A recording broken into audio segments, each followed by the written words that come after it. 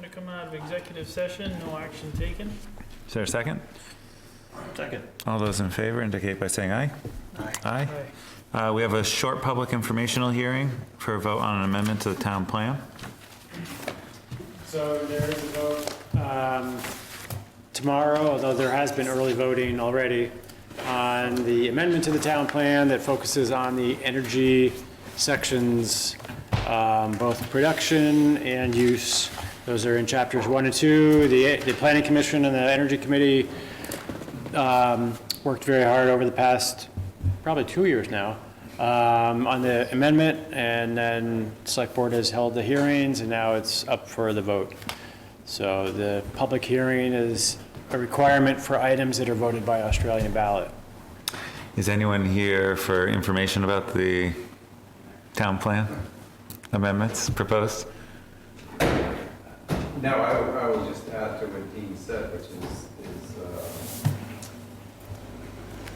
regardless of the amount of work that's gone into it by the Planning Commission and the Energy Commission, and Daryl and Emily and us, Lyra from Regional Planning, I think one of the critical pieces of this amendment is if it passes, it gives the town substantial deference when and if someone comes forward with a proposal for alternative energy sites. So to me personally, I think it's a very good thing that the town should and want to have that ability. We've spent a lot of time and a lot of years protecting the open space in town. And so I think this gives us it gives us more leverage in terms of being able to have a strong say in terms of where the open space is that we want to protect and making it known when such applications come through. Hoping for as big of a turnout as possible. I hope so. I was amazed to hear that Dean said there were absentee ballots already. That's great. So please vote yes tomorrow. Thank you, Peter. Playing a little catch up. Tech group is here, Steve Lawyer and Brian, to talk about the state of cybersecurity with Town of Charlotte. Yep. So we're an IT group. We handle your managed services. We watch over your systems. We're here to kind of give you, we were asked to present to you on the state of cybersecurity in general.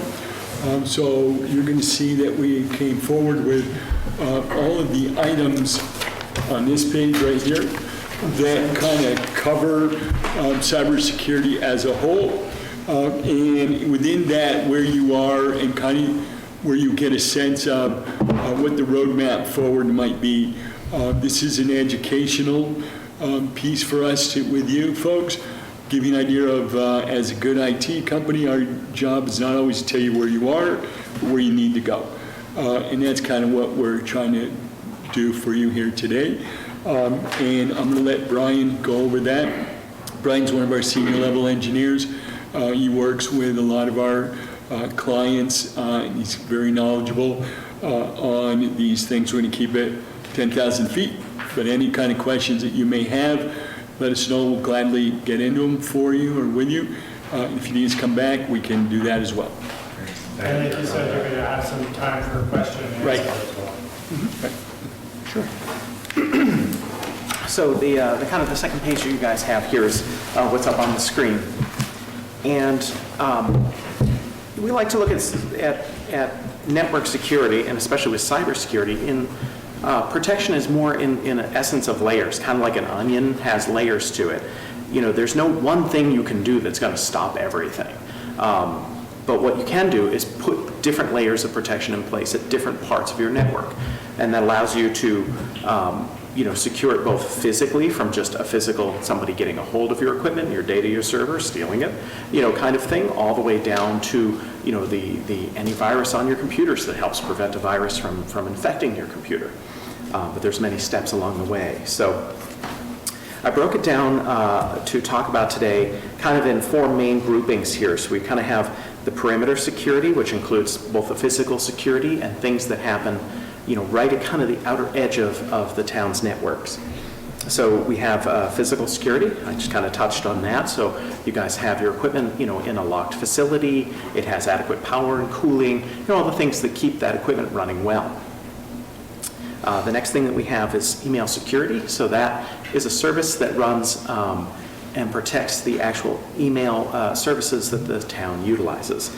So that scans emails before they even get to the town, making sure that there isn't a malicious attachment, tries to ascertain if it is a fake or fraudulent email, and tries to stop that information before it even gets to you guys here at the town. Brian, can I just say, Sure. you're covering things that we have and things that we don't have? Yes, This is just in general. exactly. I'm doing both. So what I'm covering right now, and maybe I should make that more clear with the spreadsheet or the flow chart here, is everything in green are things that are already being done. These are already in place and measures already being followed by the town. Things in red and yellow are things that have yet to be done or being worked on, or yellow are maybe partially implemented.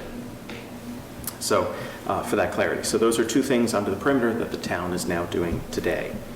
On the perimeter, with that, you said you have written policies and procedures. One of the real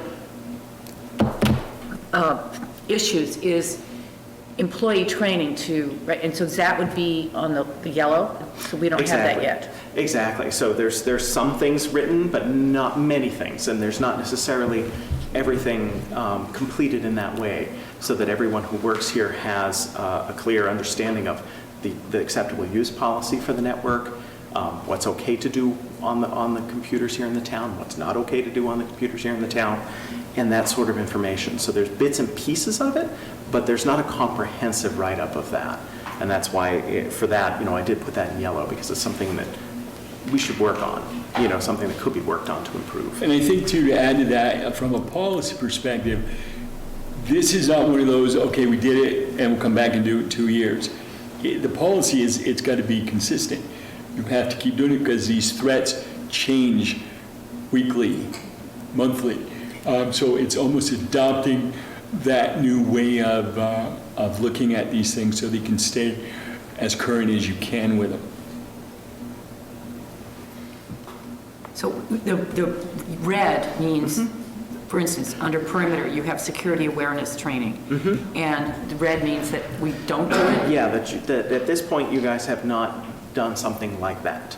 So that is a suggestion that I'm bringing to the table here that we think would be beneficial to the town, would be to do a specific security awareness training session with the town and With the employees in town hall and the select board, or just the employees? Exactly. I think maybe a mixture therein. Anyone who really interfaces with a computer on behalf of the town and would send, emails or, communicate through the electronics of the town, I think should.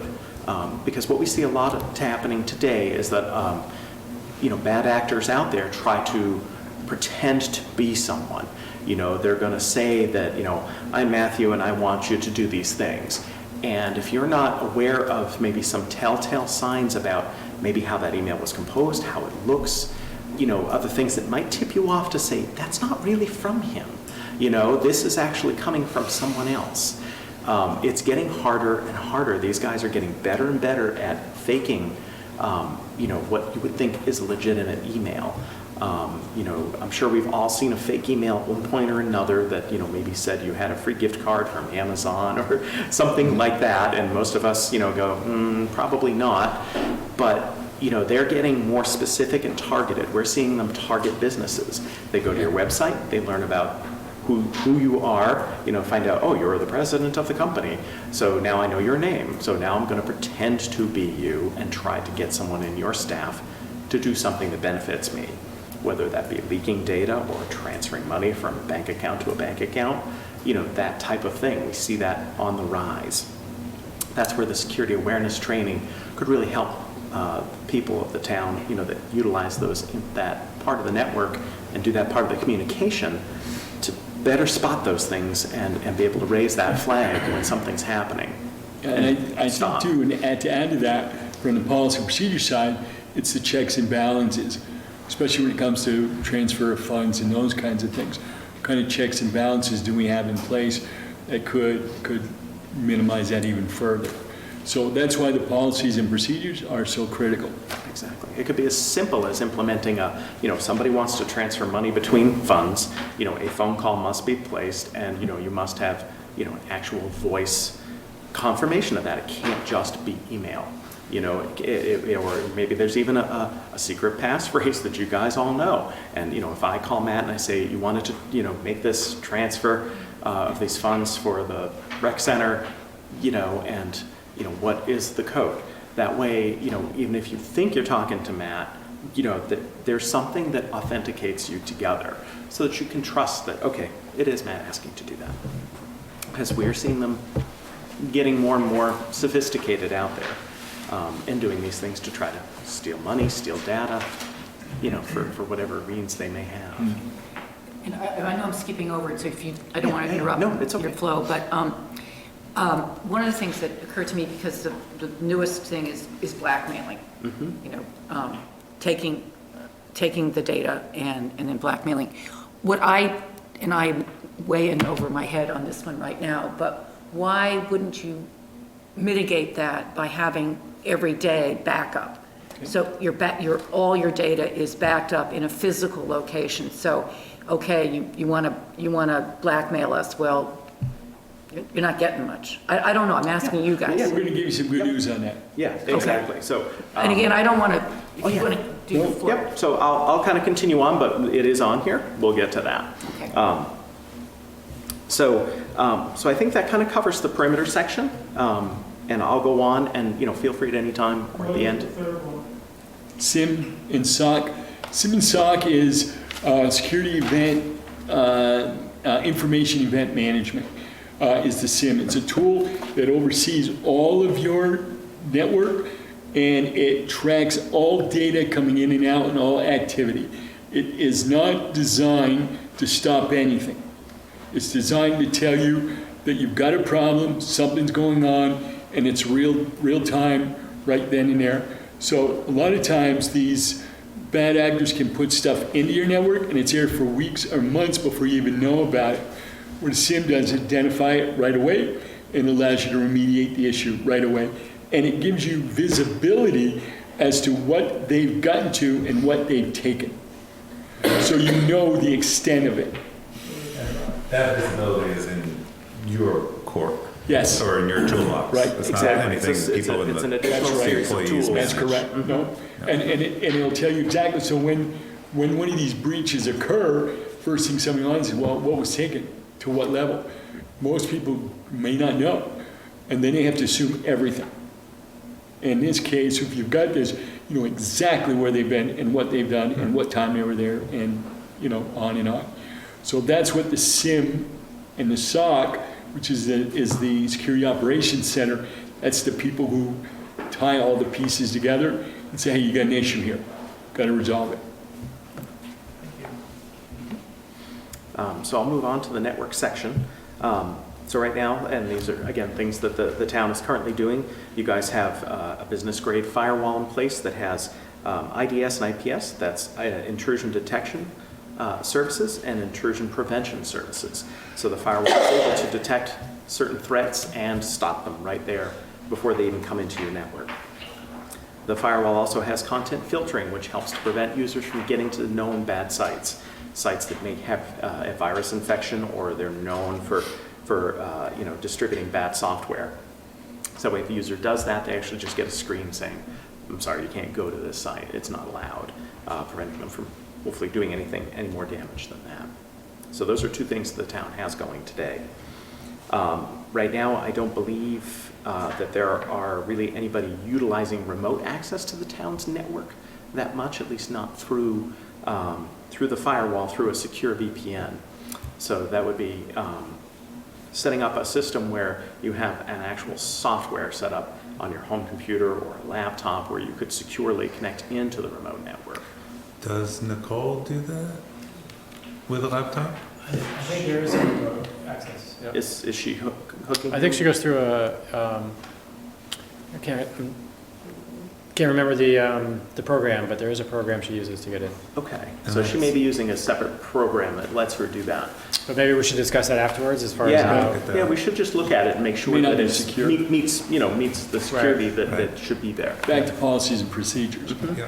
What is it that we I know. want to have? And define whether it's okay to use those types of applications or whether we should be doing something Yeah. specifically and holding everyone to that. Probably it. And who has a laptop that gets shared with the planners? Just in-house, just stays here, doesn't go out. So how it goes remote. Yeah. It's always Wi-Fi. Okay. Exactly. So another aspect often does go with that VPN and remote access, but can also be tied to other systems like the email for the town. Is what we call multi-factor authentication.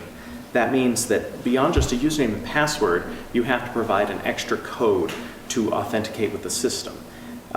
You guys may or may not have done that before with like your bank or something like that, where they text you a code on your phone and you have to enter the 4 or 6-digit code. That is something that we're seeing more and more widespread adoption of, even in people's networks, doing this to protect their email, to protect even logins to their networks, because it's really hard for hackers to, they can steal your username and your password, but for them to actually have access to your phone and intercept that code and put that in on your behalf, it's very difficult to do. So it's a very strong measure that people can do to help prevent unauthorized access into your systems. So that's another thing that we could talk more about and think about. Is that a relatively cheap and easy? It's System something to put that's in? pretty easy to do. Right, and you have some of the capability already built in to the system. So you have it there, but it's back to how are we going to use it, and how do we want to implement it, Got it. and does it fit with the rest of my security posture, what I want to do. And then the next item is mobile security. So I don't believe right now, you guys really have anything, like even the laptop doesn't really leave the town offices here.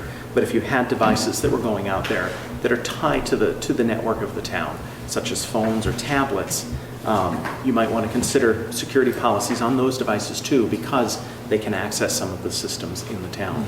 Does that include getting email retrieved from your phone? Yeah, it does, because a possible way for that information to leak might be an attachment that you have that's a file, that you can then access from your phone, and now that file is downloaded to your phone. So again, it comes down to that policies and procedures and how the town might want to secure their data. You might want to be able to control someone's phone that is tied to the network and say, if that phone is lost or stolen or reported lost, that you could actually erase that data remotely off that phone. So if somebody lost their phone, they don't know what happened to it, you can actually just send a command to erase all the town's data from that phone. And a lot of this is driven by compliance, by things that you're obligated to do under HIPAA, under PCI, under whatever compliances you have to adhere to. Within those compliances, it tells you exactly what you have to do. Most people don't know that. They just sign them, say, yeah, we're doing all of that. And they only find out about what the penalty is once a breach occurs. And they haven't done it.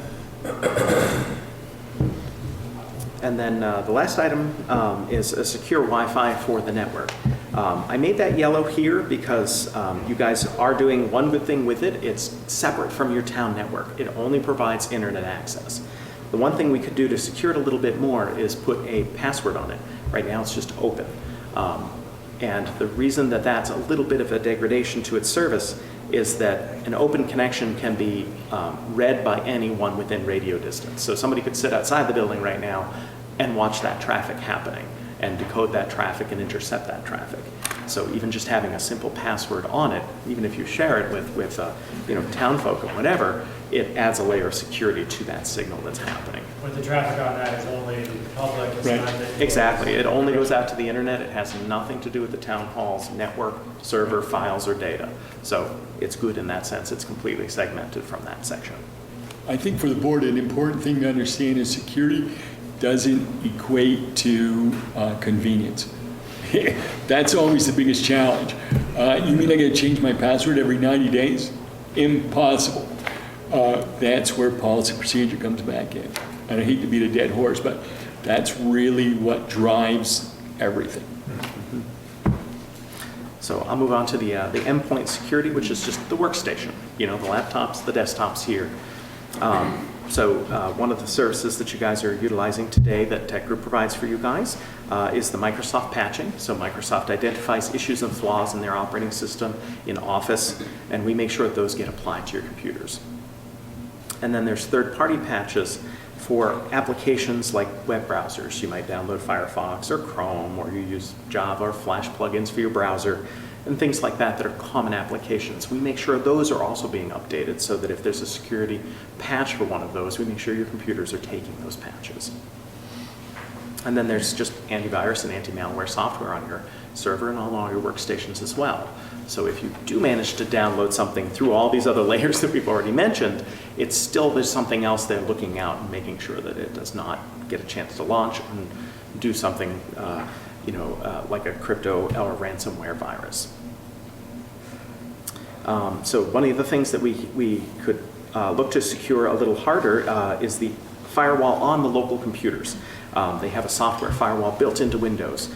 Right now in this network, it's turned off. It could just be simply turned on. A lot of times it gets turned off due to a convenience because you're using a piece of software that it's blocking, and it's easier to just turn it off and let the software work. The better thing to do would be to make some exceptions for that software and figure out why it won't work politely with the firewall. That way the firewall stays there and those protections that it provides are there. The main protections that it provides inside the network are just infections between computers. So maybe a computer over here in the corner gets infected. If all the other computers have their local firewalls on, they'll be less susceptible to receiving that virus if that computer's then trying to get spread to the rest of the network. So it's a good thing that we should look to turn on. User accounts and access. Steve kind of touched on this a little bit. Passwords right now, most people don't ever change their passwords. Most of the passwords here are, you got your account, you set up your password, it probably didn't change. So we should be putting in a policy where every 60, 90 days, users have to change their password. That's just really good practice. It's easy to do. It is a pain. I also hate having to change my password every 90 days. But And no Post-its with them written right on the screen. Password. And Yeah, I just had to change mine on my town account because it said it needed to be changed. yeah, and there are some users who are set to do that, but there are a lot of users who are not set to do that. And again, it comes to the policies and procedures. We should make sure that everyone's under that equal thing. We should all be changing them regularly, and that just helps so that if it were stolen or known, you're always changing them. It makes it much harder for them to figure it out, and it's an easy thing to do. So that's something that we can work on. Legacy operating systems.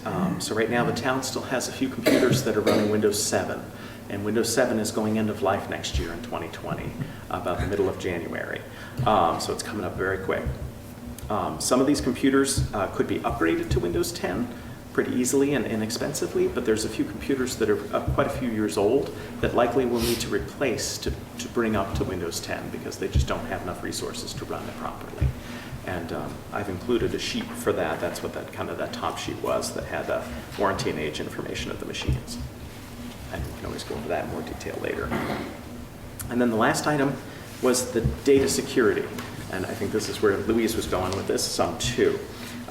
So we have network file permissions. So you guys do a pretty good job about making sure that only the users who need to have access to certain files have access to those files. It's not just everyone can access everything all the time.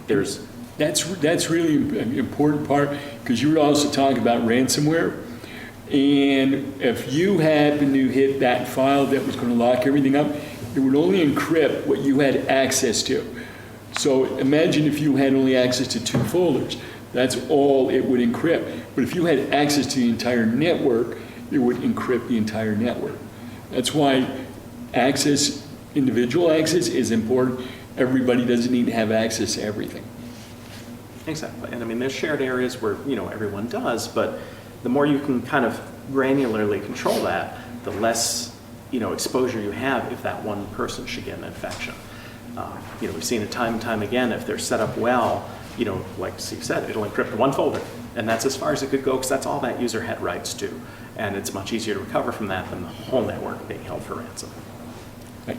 So you guys are doing well in that area. Backups, both local and off-site.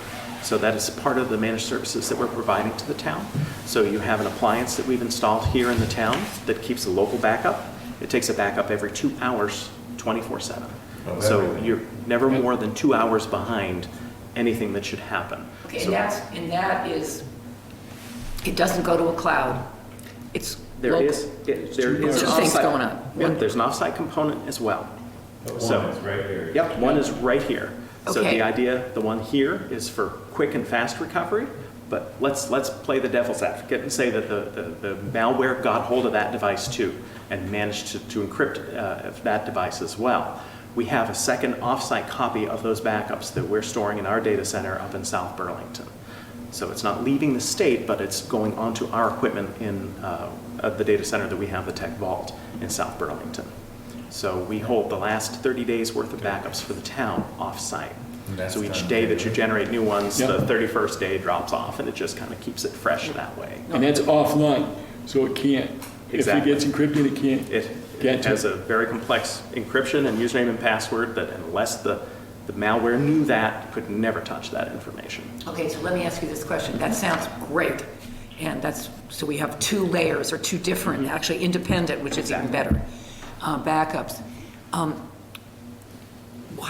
Why are towns having all these problems then? If it's that obvious, where's our weakness?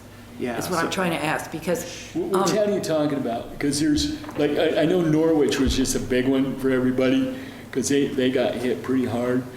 And I'm that just was, talking about reading in the Journal or the Times and reading about this town or that town. Yeah. And Baltimore also had a big Yeah, one and too. so, I mean, why are we so smart that we're not going to have that problem? That's what I really want to ask you. the weakest part of any network security plan is each and every one of you. It's your training, it's clicking on something, it's doing something that you shouldn't be doing or don't know to do. So that's the hardest part of anything in there. And these guys are constantly getting better at what they're doing. That's why it's always an ongoing thing. You're never going to stop doing network security. And it's the layers, it's understanding all those things. If you look at this, you've got a lot of the top layers, and in an organized way, you're doing a lot of good things here. But there are things that are going to be coming to you, that are going to be mandated to you to be doing, like SIM and SOC. And it's going to come to you via your insurance companies, via your banking contacts, being bigger customers that you might be working with or interfacing with. They're going to demand that you have these things in place. So these things, even though that it's not a budget line item within the next year or so, probably going to be that kind of a thing, and it's not inexpensive. So these are the kinds of things that are going to keep you ahead of the loop, ahead of the curve, with the vision of what's going on in there. But to answer your question more specifically, without knowing those places, something went wrong somewhere. There was a machine that they had in place that might not have been patched, that was vulnerable, and they got access that way. There are all these areas that we've been talking about are all potential ways for people to get in. I suppose I shouldn't ask this in public. Where are our weaknesses? Yeah, so, Seems like the red. yeah, exactly. So some of these red areas are potential places of weakness. And that's why, we're highlighting them today. The most pressing ones are probably these legacy operating systems, because Microsoft is going to stop patching them. So even if they identify a new vulnerability that a bad actor could use to exploit that machine, Microsoft isn't going to release a fix for it anymore. So And there are plans to replace those. exactly, and there are plans already, in the works to replace those machines. So you guys are doing a lot of good things to protect yourselves against this, and unfortunately, a lot of towns are not doing that. So as we, I guess we're probably close to running out of time this meeting, but I'm wondering, if there's a big item that should be addressed, I know the policies is one, but is there anything we should consider budget-wise? I think the 3 things that I would throw in, and Brian might have, is going to be the end user training. That's going to be critical. I think the policies and procedures That's critical because that's a lot of heavy lifting by you folks to figure out what exactly do we want to do and do we have what it takes to enforce it? And then any way I can get more visibility of what's going on in my network, like the SIM and the SOC, is going to be a better thing for me overall because I'm going to know about it quicker, faster, and I'm going to minimize the impact. It's not a matter of if, it's a matter of when, and it's a matter of how do we minimize the impact of that event.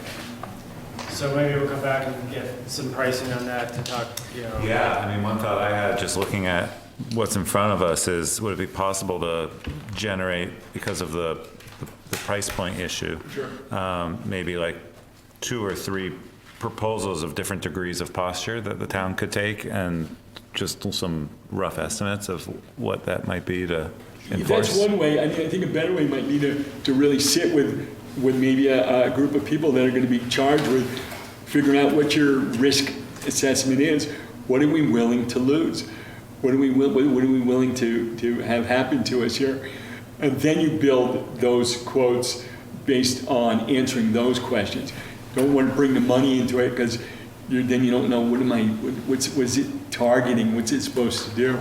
It's better to be able to answer your questions so that you know what you want, and then we can fill those in. We can absolutely do what you want. Yeah, sure. But I think it's better when it's targeted at what exactly is it we want to do. Accomplish. And or create the roadmap on how to get there. Maybe we can't, here's what we want to do, but here's what we can chew off now. And then every year we can do a little bit more.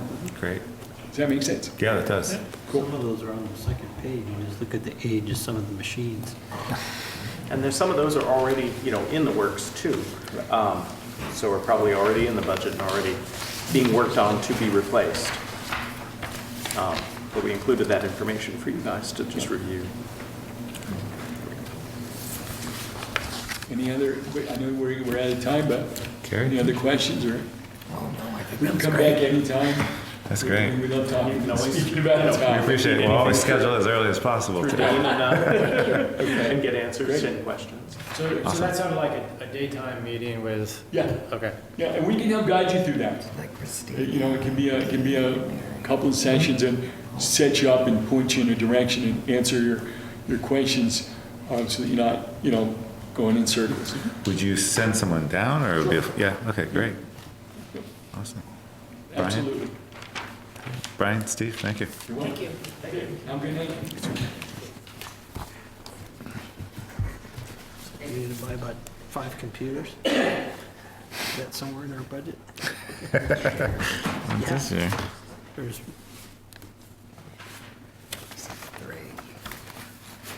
2, 3, 4, 5, 6 machines that are, Windows 7 is going to quit January 1st.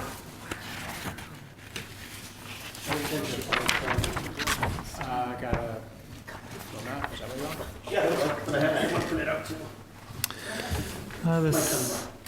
The 640 item, the use of the former flea market for overflow parking at Charlotte Commons. Ah, sorry, Thank you. Crossings? I got it on the map, but not the agenda. So we are finishing up construction at the property. We have, just to give you a quick update, we have 3 leases signed for the upstairs. We have a public relations company, a jewelry store, and an IT guy that works from home that wants a new office space. So we still have a couple spaces open, one of them being the restaurant.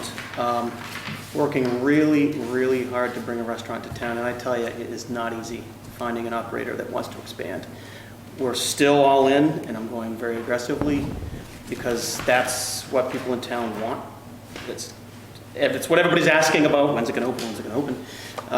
The Shelburne Tap House did pull out, so we are currently talking to 3 or 4 different operators. One of the biggest questions is, if I want to have an event in that back field, where are people going to park? Very good question. We have 21 parking spots right now. So clearly, if there was a large event, parking would be an issue. So wanted to initiate a discussion whether the town would be for allowing us to use the old flea market property as overflow parking. So the initial question you had was, how do they get there? So if you do a zoom in there, I mean, the properties are literally, they're right next to each other. It's interesting that the path that I marked down here is exactly where the thieves went and stole my tools. It's all level grade. You basically just cut a little path through the trees there, and people could easily get from the parking lot over there to the event space out back. So the access is not an issue, certainly. I would entertain paying for that, sharing in maintenance of a lot. We could add some lights if needed. Willing to have any discussions to see if we could make something happen.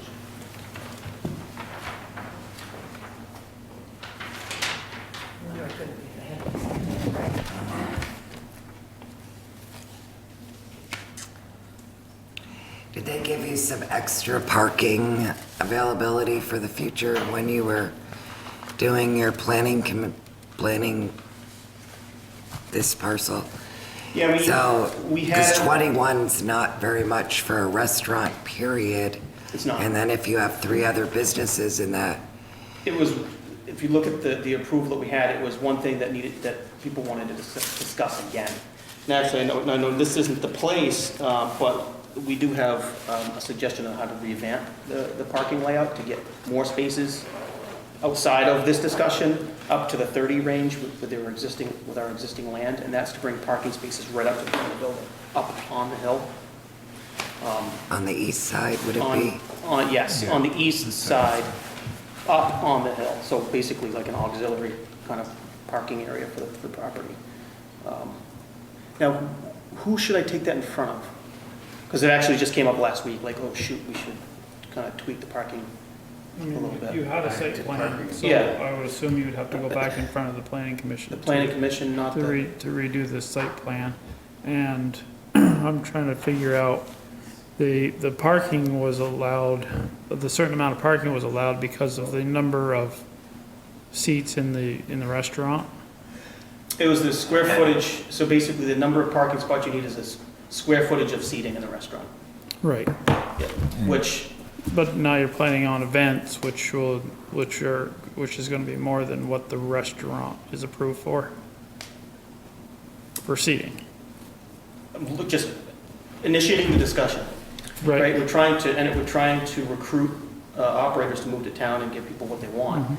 And basically to make it happen, it would be beneficial to provide an event space. Peter has a comment. Yes, I was just going to say 2 points. One is the number of parking spaces is dictated by the use, right? So and that certainly doesn't preclude somebody from putting in more parking spaces, but it's dictated by the use. So if the use changes, which I'm not sure if that's what you're saying, there's going to be a different use, then that could very well have an impact on the number of parking. Well, I don't think the use is changing. It's a restaurant just with outside. Does that constitute outside Well, I event? think I It's think not it was listed. always going to be outside, wasn't there, seating? There's always going to be seating outside. Yes, so I mean, the Right. parking lots that were in the But, site plan were dictated by Yes. the space. So right, but the outside space was so here. the seating was, the number of seating that, the space that was approved equaled so many, we figured was so many seats. It was, if you look at, there's a table right in the town regs, Right. that you need 1 parking spot per so many square feet of seating space, Right, which included inside and outside. So when we calculated that, that's where we came up with. right, but And it didn't- I think it had something to do with the septic. The number of seats in the restaurant was limited by the septic, yes. Right. Yes. So and that's kind of where I'm getting at is you want to increase it, the capacity of this restaurant, basically by having events. So it wouldn't be a constant thing. It would be an event every so often, and at those times, you'd bring in porta potties, just like everybody else Town Beach or, yeah. that does an event.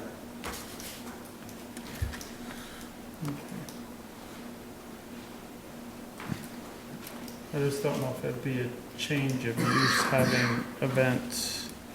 I looked through the regs, there's no list in there that says anything about events at all. Nothing.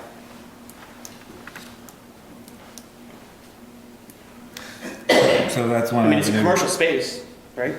Yeah, that's one avenue to look at. As far as the options for the town to come to some overflow parking agreement, that would be something the select board would entertain. Okay. I agree, because I've been waiting for that restaurant. for way Well, it's too like, long. we show it, and then when it goes in the back, they're like, oh, that looks nice. You know, one thing we do with the beach and events Yeah. is we do it on an event by event basis, and there's an application for that. Oh, so you have an application for each one. For an event that would be planned, and Gotcha. then that's where these issues get captured Gotcha. and planned for. The beach has a parking fee, and so we can kind of capture that then. Right, yeah. And so my guess is if the board wanted to entertain that it would be a similar structure. Gotcha. Being town land. Yep. Now, I did hear that there were discussions about making that a parking right anyway. None of us have heard that. Yeah, I mean, there's a committee meeting on November 14th, and they haven't met yet, so, I mean, this parcel, planning? it's not, it's a local residents that have just decided to meet about a park and ride, that I got, email about, but they, I think they're using, as a start for discussion, I think the sites that have been discussed previously, so. So a it's- scoping study was done by VTrans. Right. And they identified possible areas for park and rides, one of which is now a farm. So that's out. Train station. Another idea, just to put it out there for the solicitation of operators, is that this is public parking here, and it's a pretty short, shuttle service. Yeah. As far as Oh, events here? go.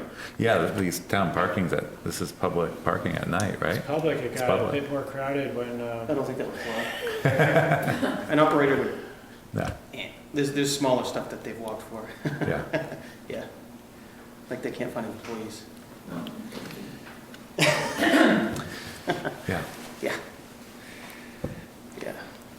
So I mean, at some point, we'll have to make a decision on whether we just split it up into office spaces or not, but we're gonna hold out and try as hard as we can to bring someone to town, because that's what everybody wants, and that's what we want. I mean, Well, this is a good first look for us. We didn't schedule a ton of time. Yeah, that's fine. But this is something we could devote 25 Maybe a minutes. site visit or whatever. Some kind of at some fee point per in car, per time. event, I mean, whatever works out the best per event is probably easier to I keep think track of per from the event, town. Yeah.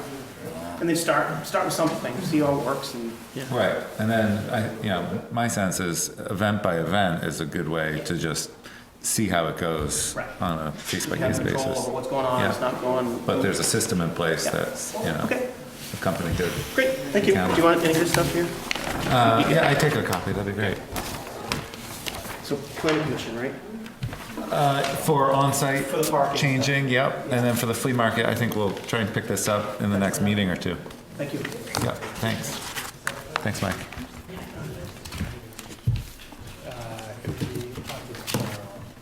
Almost got it. first and third Thursdays. I think I'd read the zoning board decision. Oh, yeah. And the planning commission decision before you make any Oh, yeah, but I'd like. Me? choices on this. Oh, Oh, yeah. no, I hear you, and you're absolutely right, but I like the idea to, use what we've got. Next agenda item, Philo Ridge Farms here for an application for a highway access permit to move the driveway serving a new two-family dwelling, ditching, and a proposed utility pole serving the new two-family dwelling and adjacent outbuildings. Dean has drawing up. And Ted is here. Welcome. Tad Cook. Here's the plan. We talked at 5 today with some of you, so thank you for coming. It's a relatively simple adjustment on the, starting with the driveway, moving it about 50 feet to the west. And you can see some of that is for sight lines, and some of that is to give a little bit more room between the house and the driveway. And then also you see a mound system off on the side here, so that gives us enough room on both sides between the house and the mound. So there was a question that Dean forwarded to me about the conserved parcel here where the mound system is located, and that's a Vermont Land Trust easement, and VLT is signed off on the mound and the plan as it's designed with the driveway. So I think that's the driveway. Any questions or thoughts? As far as Further? curb cuts go, what does the road commissioner think? Looks good. Everything's good. They've got 500 feet plus in both directions and it's posted at 50 miles an hour. And pitches away, that's always a big one. There's a slight Yeah. pitch away from the road. Culvert will be needed for, with a 15-inch diameter, 30 feet long, metal culvert. Great, Carrie? Yep, Dad and I talked about it at the meeting, about that easterly side of the driveway, as it not being residential use in and out of there, it's ag use now.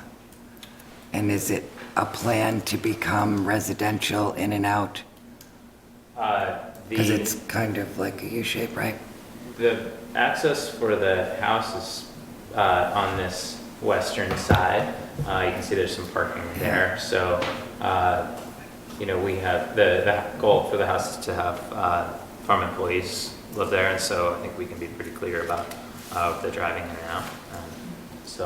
I don't know, I think that we want to keep that upper driveway intact, and we don't want to do anything other than move the lilac bushes back so that you've got some better sight lines on the right side when you're looking down the hill, and you can pull a little bit lower because right now driving out of there with a tractor you don't have a lot of view uphill.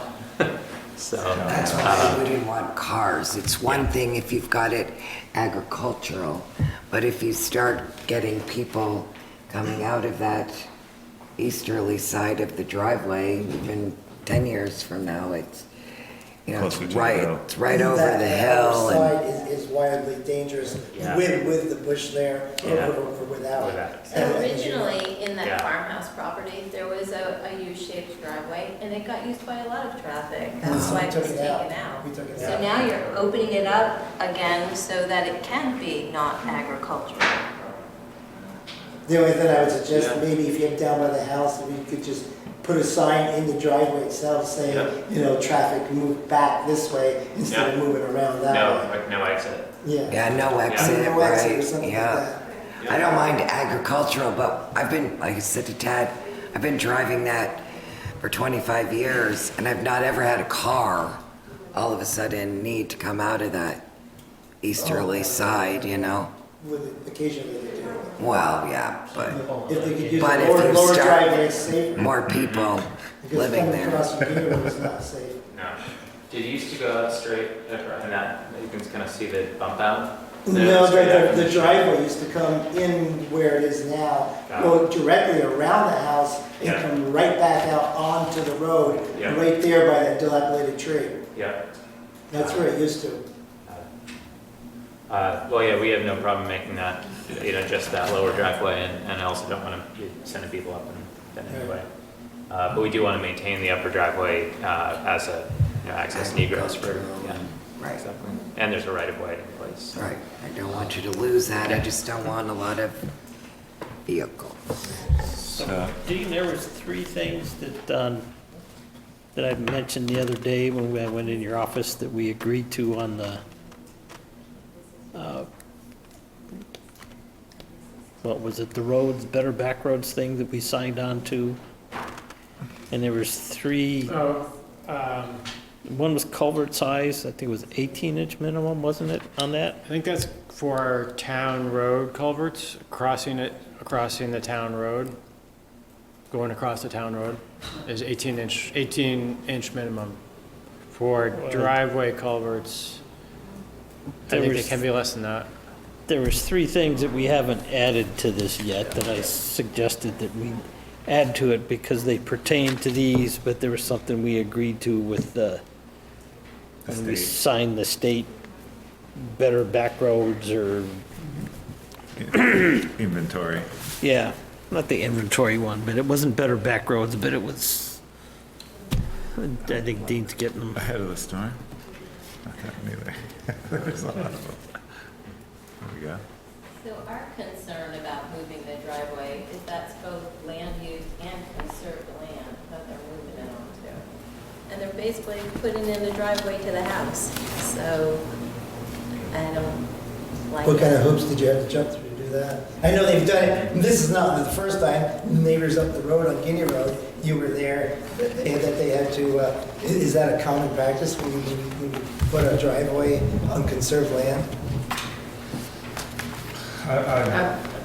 Tammy, I know I relayed your concern to Dean, and we asked him whether or not, you know. So it's been cleared both through the land trust Well, and I can't, I want him to answer, because the driveway is clearly on conserved land. Clearly. Yeah. Like, where it is practically ends currently. Yeah. Yeah, right, so that tree, for, over here, the tree that you see, and there's a dotted line, that's the parcel boundary. The tree's And- torn down already, so you can't use it No, anymore? no, Oh, I was just on this plan here, that, for reference for anyone looking up there, that's the boundary between the parcels, and everything on the left side, just to the west, is conserved. So the driveway and the mound system on the far side are both on the conserved parcel. And so we looked at other places to put the mound system on the site, and then looked at this with BLT, and they said, well, if you're going to try and put it somewhere on the site, it has to be a little bit lower than the house. There's nowhere else that you can go on the site, and they were okay with us putting it as close as When we sold possible. you that property, it wasn't like that. You know, the plan that we gave you that went with that house wasn't anything like that. I mean, it stayed on its own property. I have real concerns about that driveway and how much traffic is going to come in and out of it in that big round-shaped structure. We also, you know, have access to that part across from Guinea Road, and I think you're going to get a lot more traffic through there than you can imagine. Are there things we could do that would address those concerns? What do you think you can do to address it? You know, it's like, that's not my deal. I don't want to change it. Like, this is up to you to make sure that that's not going to be a boulevard of traffic in and out of there. So making sure that people aren't driving up on the western, or on the eastern side of the driveway, up the upper section. Anytime you have a U-shaped traffic driveway, you're going to have a lot more traffic than you're expecting. Mhm. So, Well, I think the signage approach, I think I'm open to any ideas of how we could reduce that. The driveway exists as it is, and we do want to maintain it so that we can drive in, ideally drive the tractor in on the top and then out on the bottom, so we don't have to pull back out of that upper driveway. I just don't know how you're going to limit it to like tractors and foreign people. You know, it's not going to happen. This is Charlotte. Everyone wants to see what you're doing. Everyone bombards us with questions about what you're doing. It's going to be a thoroughfare. So you need to figure out how you're going to limit it going in and out of that. And you know, you can post all the signs you want. You can send all the memos you want. It only applies to the people who decide to pay attention to the rules. Speaking of which, I went to the site visit today at 5:30. Like my letter said, wasn't a soul down there. I think the This original letter letter went out clearly before said- daylight savings, and then we made the site visit a little bit earlier because of I think we got there about, This we didn't left say there that. about pretty close to 5:30 to get here by 5:30. I was there at 5:25 and there wasn't a soul inside. That's really unfortunate, yeah, we were all there for 5. That's not what this letter said, and I didn't get any update to this letter, so I missed it, whatever you were there talking about and whatever. Well, let me ask you this, what outcome are you seeking? I just want the answers, you know? I want to know that people aren't just taking advantage of the system. You know, when you think about conserved land and land trusts and stuff, you don't expect some big mound system to be on it or some major driveway in and out when before it was a little farm path. You know, it demotes our rural, you know, capabilities, you know, of what people think. You know, it's like... What's gonna generate the traffic go besides the house? The farm buildings? Or aren't you gonna, you're gonna have somebody living at the house? That's what I mean. It's a duplex. People that live there. Right. But, so, it could be anyone who comes straight off Guinea Road and says, oh, look, here's another part of the road. I think I'll just drive on down it. You know, we had people who didn't stop at the thing and crashed into the trees and through fences and stuff, but people are gonna just drive through there because they can. Yeah, do not enter farm vehicles only. That might help. That would work. Yeah, happy to do that. And what would happen if this was sold? So we have to look at this thing as for the future. So first of all, I mean, you're putting a driveway onto another parcel of land to get to this house. And you're making this more useful U-shaped driveway. And if this gets sold by you to the next person, and you're saying farm workers are gonna be there, but it's a duplex, which doesn't guarantee there's gonna be farm workers there. Well, just for reference, this is the current driveway right here. So this is everything that exists. And what we're proposing to do is just move this about 50 feet to the west. So it's not actually creating a new U shape, it's just moving it. So maybe it's more curved there, but other than that, there's no real change to the function of the driveway. So to your question, there's really, you know, whether or not there's a big change, there isn't really a way for us to prescribe who's going to live in the house in the future. And they are separate parcels. It's not our intent to have anyone else living there because it's hard enough to find places for the people that work on the farm to live, but they are separate. You own the entire neighborhood, come on. I mean, come on. So There's plenty of place for your farm people to live. So that's an easement that's set up as far as the issue of perpetuity? The On the other? easement is on the parcel on the western side is an easement with Vermont Land Trust. If the parcel is sold, if the parcel on the eastern side is sold as a duplex, the easement in the letter from VLT will allow us to continue to have the mount system for the house there in the event of a sale. And that would apply to the driveway as well, so you could still get in and out through that access. You don't give an easement to yourself. It would have to be a condition of the sale that when it is sold, and then there would become an easement for the mound system. Because right now it's on the same property owner and you don't give yourself an easement. Well, VLT does. Well, they do, but I mean, in Right. terms of selling it, to Right. it be something separate, you could give an easement for the mound and for the driveway, just depending on the conditions of sale.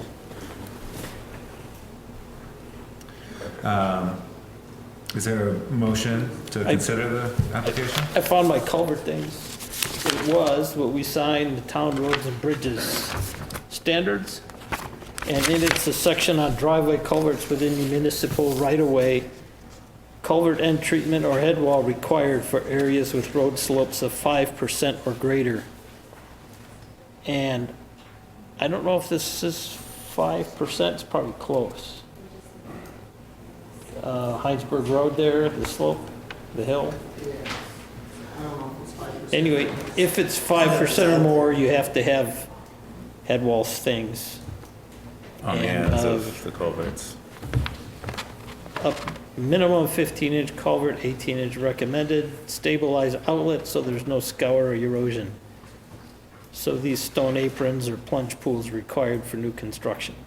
So these are 3 items that we agreed to when we signed this. that I told Dean we should include those with this form, because we agreed to the state that that's what we were gonna do. So that would be that says 15 inch, but I mean, that 18 inch, there's probably a reasonable amount of water that comes down that hill. I You're guess. gonna add into the water anyways, you're ditching that water from around the house, Alex told me, and pulling it down the ditch, so you probably want a good sized culvert there. So I guess with a motion that these can be amended as conditions to the Highway Act, I think that's procedurally how we could do that. Yeah. Motion to approve the application for highway access permit to move the driveway serving two-family dwelling with a 18-inch culvert and, what is that, head wall and what'd they call it? Outpour? Stone apron, plunge pools? Yeah, what's that under the outflow? Head wall and outflow structures is required by the, Yep, stabilize the outlet. that document. What was that? Town and roads, what was the first one? Town road and bridge standards. Yes, that's the one. It's just clear as mud. Don't ask me to repeat it. And that's Highway Access Permit 19-03. Is there a second? Second. More discussion? Well, I just want, yeah. I am very concerned about Tammy, and I have to admit, she's my quilter, so I don't want her to screw up the next quilt I bring her. I'm very concerned. Do you feel you've been heard? Yeah. Okay, because that was very unfortunate about the timing, but I want to make sure that you guys feel you have been heard in this process. I just don't think that you can change the time without letting people know. Well, You know, versus, daylight savings time or anything, it's just not okay. We can have a discussion about daylight savings time if you all wanted to. We'd like to know one more thing though. Do we have any sort of noise ordinance? These people are doing construction day and night, weekends, anytime that it works for them. I mean, Charlotte doesn't have any plan. They really do. We are being barraged by construction on all sides of us, around kind of stuff echoes straight at our house. I'm like, we've already spoken to the Lockhart property people where they insisted on jackhammering and stuff until 8 o'clock at night. 13 hours was a bit much of noise for me. And so they've agreed to limit their hours of construction noise, but we don't have anything like that here in the town. Just common decency that just doesn't always happen. We have performance standards that do that, but it's usually something that, it's not, They would be for commercial business, right. not agriculture. Isn't Philo Ridge a commercial business now with all of its cafe and its stuff? It's agricultural ag. Yeah. If we can, I would be glad to limit our timing of construction, make sure that we're not doing any more excavation after hours. Thank you. Where's that? That's great. If there's no more Wait, I discussion. just wanted to know if the parcel was ever sold or whatnot. What's going to keep that easterly side of the driveway not becoming something other than agricultural? Well, it's only approved, right, or it's only existing as an agricultural entrance. It would have to be, Also, somebody so would have the change of use, Okay. if it became residential, would have to come before the board. Before it could be separated to be sold. Okay, yeah. Just to include that the existing driveway will be removed as part of the permit. That'll be on the permit as well. Yeah, on the western side. So Yep. Okay. and seated and stuff, yeah. Long. There's no more discussion. All those in favor of The motion as amended, indicate by saying aye. Aye? Aye. Opposed? Okay, thanks. That was a, We still have ditching and utility pole location? yep, Okay. those separate issues. The utility pole, I think, would be, I don't know about the drainage is, Ted, do you want to talk about the ditching? Sure. So you can see there's a ditch that runs along the road. Here it's pretty well silted in, so a lot of the water kind of runs. These lines here are the proposed ditching to deepen it right at the crest of the hill here on top of the property. The idea that right now a lot of that water runs through the property and keeping it along the road, which is where it ends up when it comes out of the swale. Anyway, would keep it a lot drier, keeps it hopefully out of the field, and with some animals in this barn, it'd be nice to have the water not run through there. So the idea is basically to ditch along the road, go through that new culvert, and then continue on the western side of the parcel. Is that something that you would be doing, or that's in the town right away? And We talked about it a little bit earlier. We're happy, so Randy Fisher is doing the excavation. He's there. We're happy to have him do it while he's doing the work, or we're up for whatever. I had said that I was okay with Randy or Steve doing the work as long as I was notified before they did the work. great. It sounds like having that 18-inch culvert for the driveway is going to be getting more water anyways now. Great. which also brings up the state standards for the pitch of the ditch, the slope. What is that, a maximum 2% or 3%. 3%? So when they ditch it, I don't know what the drawing shows there, the upper end looks like it's probably a little steeper than it should be. This, it should have been designed 3% from civil engineering. Either side, On either okay. side, yeah. But either way, that, give Junior a call when we're about to get started and make sure it's fine. So I don't think that needs any action. No, I don't think so. With Junior's approval there. And the proposed utility pole serving the new two-family dwelling and adjacent outbuildings? Yeah, so there's a line right now that previously went to the house. Right now it goes directly from this pole here on the south side of the road to this barn. What we're proposing is to put a pole here, right in the current line of the power, and then the T going to the house, and then going to the existing barn and to the shop. So you wouldn't be changing anything as it crosses the road? This would all No, be there's on currently a property? line there. We would just be putting it to a pole and then undergrounding from the pole to anywhere else on the site. Is that any, I commented that I wasn't quite sure why it wouldn't be underground like all the other new poles, or lack of new poles. I mean, this wouldn't be the first one that was, and there are a number of ones that have gone through in front of the board before where they wanted to put a pole instead of ditching under, or tunneling under the road, and we had them go under the road.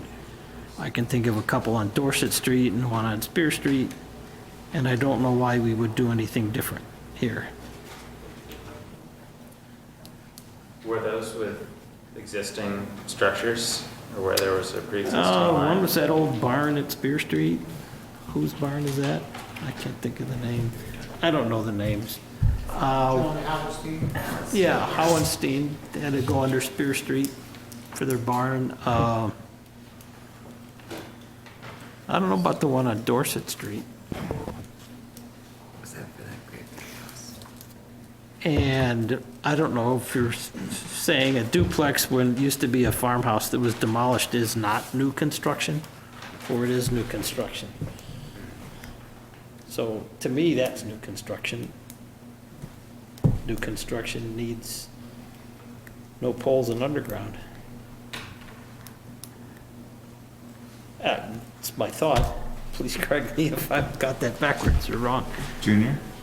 I'm not sure, but I think there might be ledge there. Jeff would probably know. I think there's ledge by that, on that ridge there. I don't know if you can. Well, once you get on that side of the road, you're gonna run to the barn, you're gonna be fine.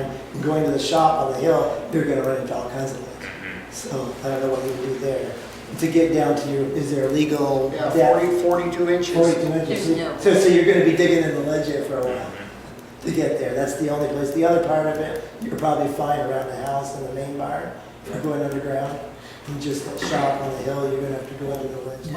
Once they get across the road and they put a meter at, like, say, the pole, then they don't have to be 42 inches because then it's their line. It's But your for own, Green it's your Mountain own Power, it house. needs to be, if they were to mow under the road, for instance, they would have to be 42 inches down. Right, that's it. All the way You think there there's- to the meter. Is there a ledge under the road at 40?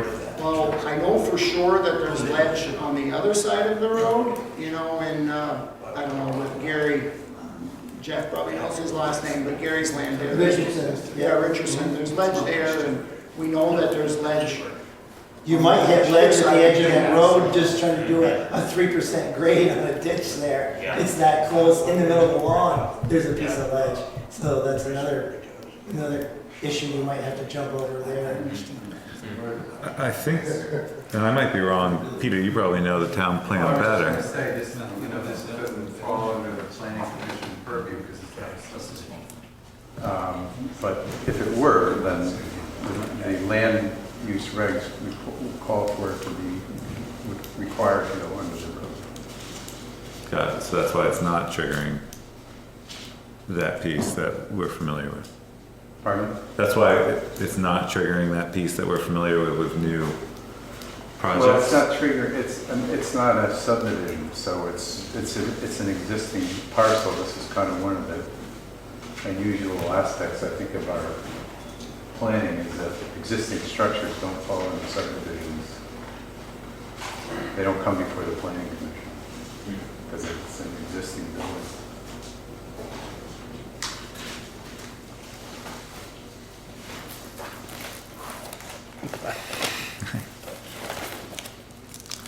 If this, yeah, I mean, the service doesn't have to come from that pole.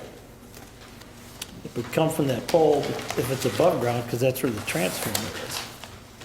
But if you go below ground, and they put the transformer in a vault, it could come from the next pole. But I'm just trying to be consistent with what we tell other people, because this always seems like it's some people don't have to and some people do.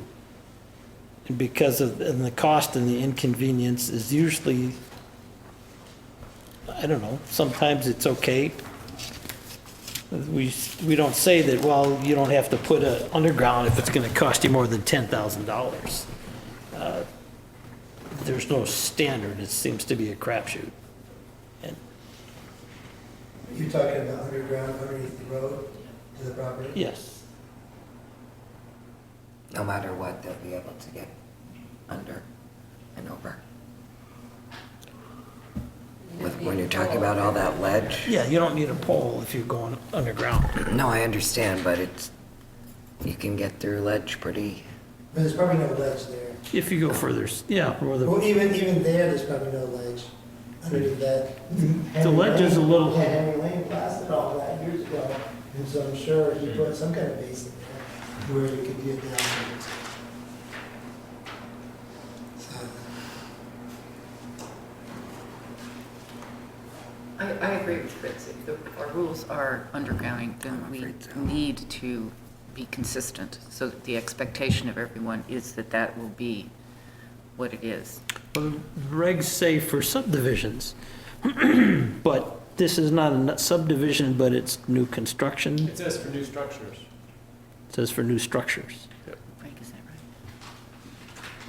So this is a new structure, and it should be underground if possible.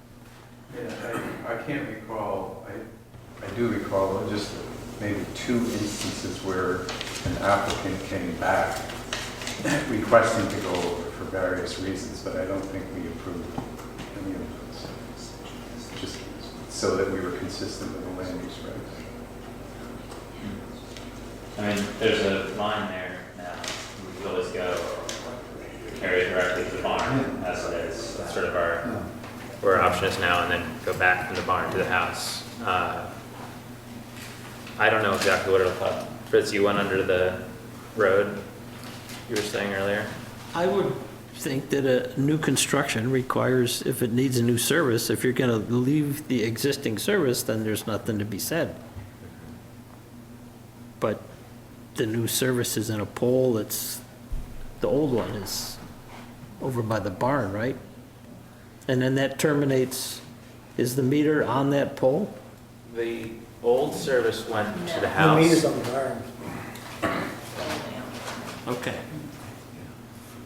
So the old service went to supplied the house, did it go to the barn? It went to the barn first, went to the meter, and then jumped off of that and went back to the house. So it hooked directly to the barn itself, Hooked right to the barn. and it's still hooked to the barn today. And Green Mountain Power told us years ago that it was gonna pull the barn down if we put a wire up there. I guess they were wrong. So what would the harm of using what's existing there now and Because running then it? they can't monitor how much the people in the duplex are using, just the barn, kind of thing. There's not a separate meter on the house. The thinking actually was just that it's less wire going over the site. On the property.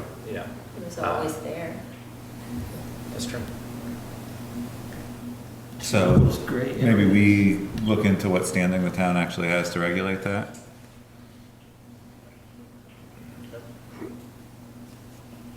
It sounds like that's a question mark right now.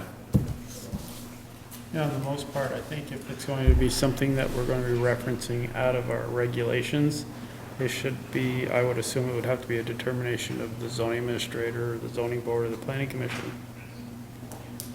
Okay. For a recommendation for a new amendment to the land use regs. I couldn't hear that. Well, if we're talking about a regulation in our bylaws, and if we're going to enforce one of these, to me, it should be either the zoning administrator, the planning commission, or the zoning board that look at this, not the select board per se. I mean, the select board would be, in order to get the authorization to go onto the road, more than to require that it goes over or under. But again, we can discuss that further. Sounds good. Did we actually vote on the, yeah, we did that. Okay. So we'll find out more about what the town has for standing? Sure. Great. Back at a future meeting. Yep.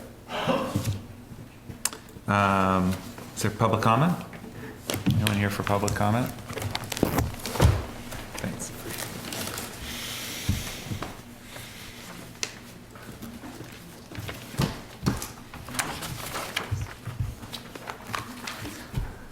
Budget Review, Recreation Commission, and the Rec Director are here.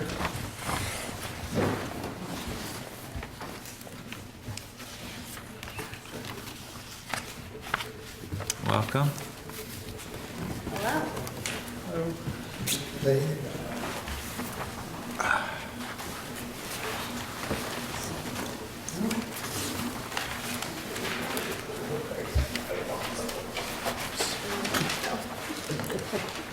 Space. It was just a little too close. But that's my number. Okay, thanks, Deb. Okay.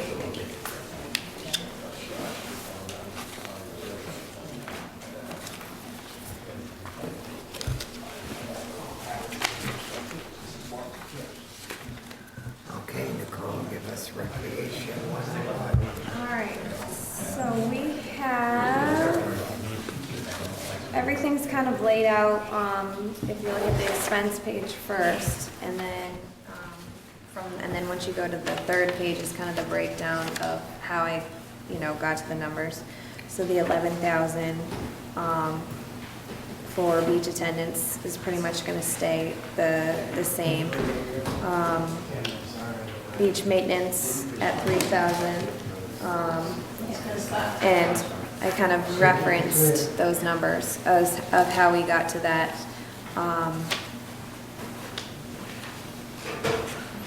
And then mileage staying the same, so now I do the water testing at the beach. So that's to and from Williston at Endine, plus the health department when we do the lake water testing. The telephone always remains the same, that doesn't change, that's to the town. We have, Can I just jump in there? We had a question at the rec commission meeting, like, all of us were like, $700 for a telephone for the town, for one telephone line? Where is it? Do all the departments pay $700? More. More. And the telephone. 1,400 and, How many? 1,400. So the annual town phone bill is A lot. multiple It's multi-line, thousands yeah, of it's multi-line, dollars. transferable.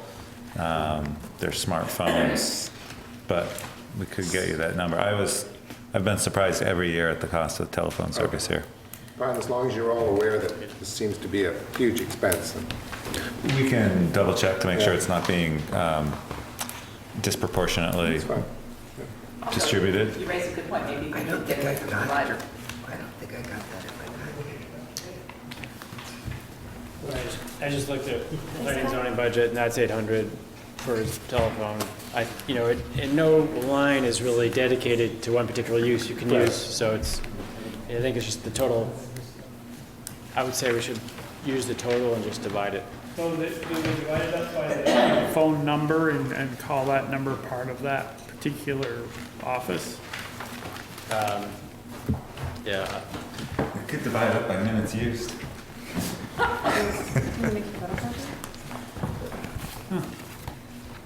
Okay. Anyway, just something to bring to your attention. Seemed like a lot for us to. no, you're fine. Then we have the recreation software, And that's, Nicole, that's an annual number. annual, so every year we pay Pay that. And you and I had talked, and thank you, because there was some confusion about that. That's not a one-time, that's an annual. Annual fee. And what this enables is residents to pay by their credit card. Right. All right, and they do not pay a fee for using their credit card. And we, as the vendor, don't, so this is just an overhead.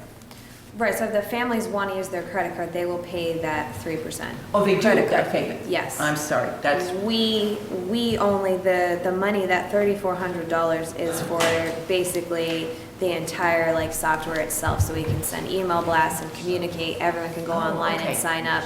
There's no more paper registrations anymore.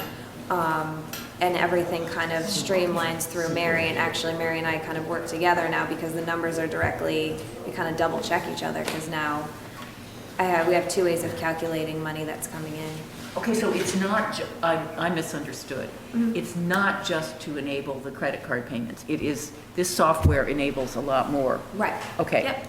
Enables blast. Well, it's not just software, it's an online The Right, it's a website. website that's Right. being taken care of by this other company, this Right. third party. They do all of it. So right. basically, this is a buy-in to that system.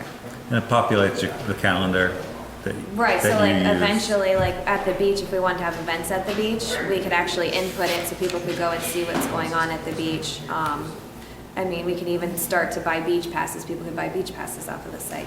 So it's definitely, the first year we just kind of trying to see how it goes, and I kind of did a little snapshot, because I heard that there were questions about it. And it just, so far, it kind of shows you in this page, I don't know if you've gotten it or not, but it kind of shows you how much money people have paid, like credit card versus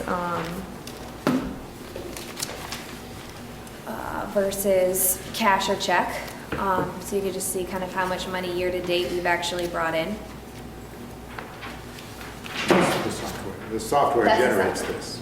Yeah, so software, right, so Mary will go in actually too, and she will check the bank statement to make sure that the money that has come in actually is in the account, because people can also pay with cash or check, so then she also puts that there as well. So we can pull data too of like families, at what ages, what they're doing, registrations, I can have cutoff dates, I can create teams, it allows parents to contact me in another way. I mean, it's you know, you look at the number, but it's definitely highly used. And when we did the survey 2 years ago, it was kind of 90% of everyone said they wanted it. So it's working well for me, I think, and for the families, so. Yeah. Good management tool. That's that one. Can I just press pause? Oh, definitely. So, the town clerk, is budgeting $2,200 for telephone. In the same building, the lister is budgeting $1,950, plus the $700, plus the $800 for planning and zoning. So it's taking the global cost and breaking it out. And the library is paying $2,100. And I think I had senior centers at $2,300. So it's expensive. Sorry. So then we go right into our supplies. For the beach is mainly, beach passes went up a bit because this year I ended up having to buy 1,000 passes. And so that's where that number is. Town membership, the membership dues, so that's the 1 year to be a part of the VPRA. And then I just put $100 course seminars, you know, if there's water testing or anything, just to keep up on it. I added that this year. And then, Bill, do you want to discuss the tennis courts? We're on that one. Yeah, I know. Do I want to discuss the tennis courts? So we have, on an annual basis, discussed the tennis courts and the tennis court maintenance. And last year, we spent $875 on the tennis court crack repair, which was actually budgeted from the previous year and quoted from the previous year, but not done until the spring of this last year. The cracks will come back. It's an annual temporary fix of the cracks. And it's an inexpensive way of maintaining the courts in their existing condition. It does nothing to address the long-term issue of cracking tennis courts. The Advantage Tennis, who have been doing the work for us for a number of years, they're the least expensive by quite a bit, offer a 3-year fix with a guarantee. It's called armor cracking. And we've discussed this, I think, with you in the past as to what to do, whether we go with a temporary 1-year fix or we go with a guaranteed 3-year crack repair. The numbers from the commission's perspective are leaning us towards going to an annual crack repair at this particular juncture. And on a bigger picture, we are also now considering the possibility of converting one of the tennis courts to pickleball. We've got quotes on that as well. That would require resurfacing of one of the courts. So there's kind of a lot in play at the moment, and Matt, you've mentioned somebody wanting to do paddleball, nothing to do with pickleball, but we also have the potential of pickleball courts coming, and do we use the tennis courts as they presently exist for pickleball, which would then probably upset quite a few tennis players, or do we multi-use the 3 courts that we have now between pickleball and tennis? Are they mutually exclusive? I just don't know. No. So you could. Right now, the tennis courts are utilized for pickleball. Okay. But the pickleball numbers are doubling to tripling. Mm-hmm. The tennis numbers are, we cannot organize a set tennis evening. We don't get enough response for that. We get 20 to 25 plus 18 to 25 for the 2 to 3 pickleball nights that we have. So the numbers for pickleball are, and as you may know, nationwide, it's just an exploding sport. So, is there a demand overlap between tennis programming lessons and that type of thing with pickleball use, or the overlap At nicely? the moment, I think the overlap is successfully being managed. Greg, the vice chair of the commission, is in charge of pickleball and has done a good job of melding. He's also a tennis player, so he's melded the two together quite well. Yeah, multiple hats, multiple rackets. And we can discuss it a little bit more too when we come to our capital funding, you know, as an item. So that's where we're leaning, is to do the annual crack repair. You know, we got a really good deal at $875. That's why we're budgeting more for it. It won't be that again. So that's where we're at with tennis courts. Garbage is going to remain the same.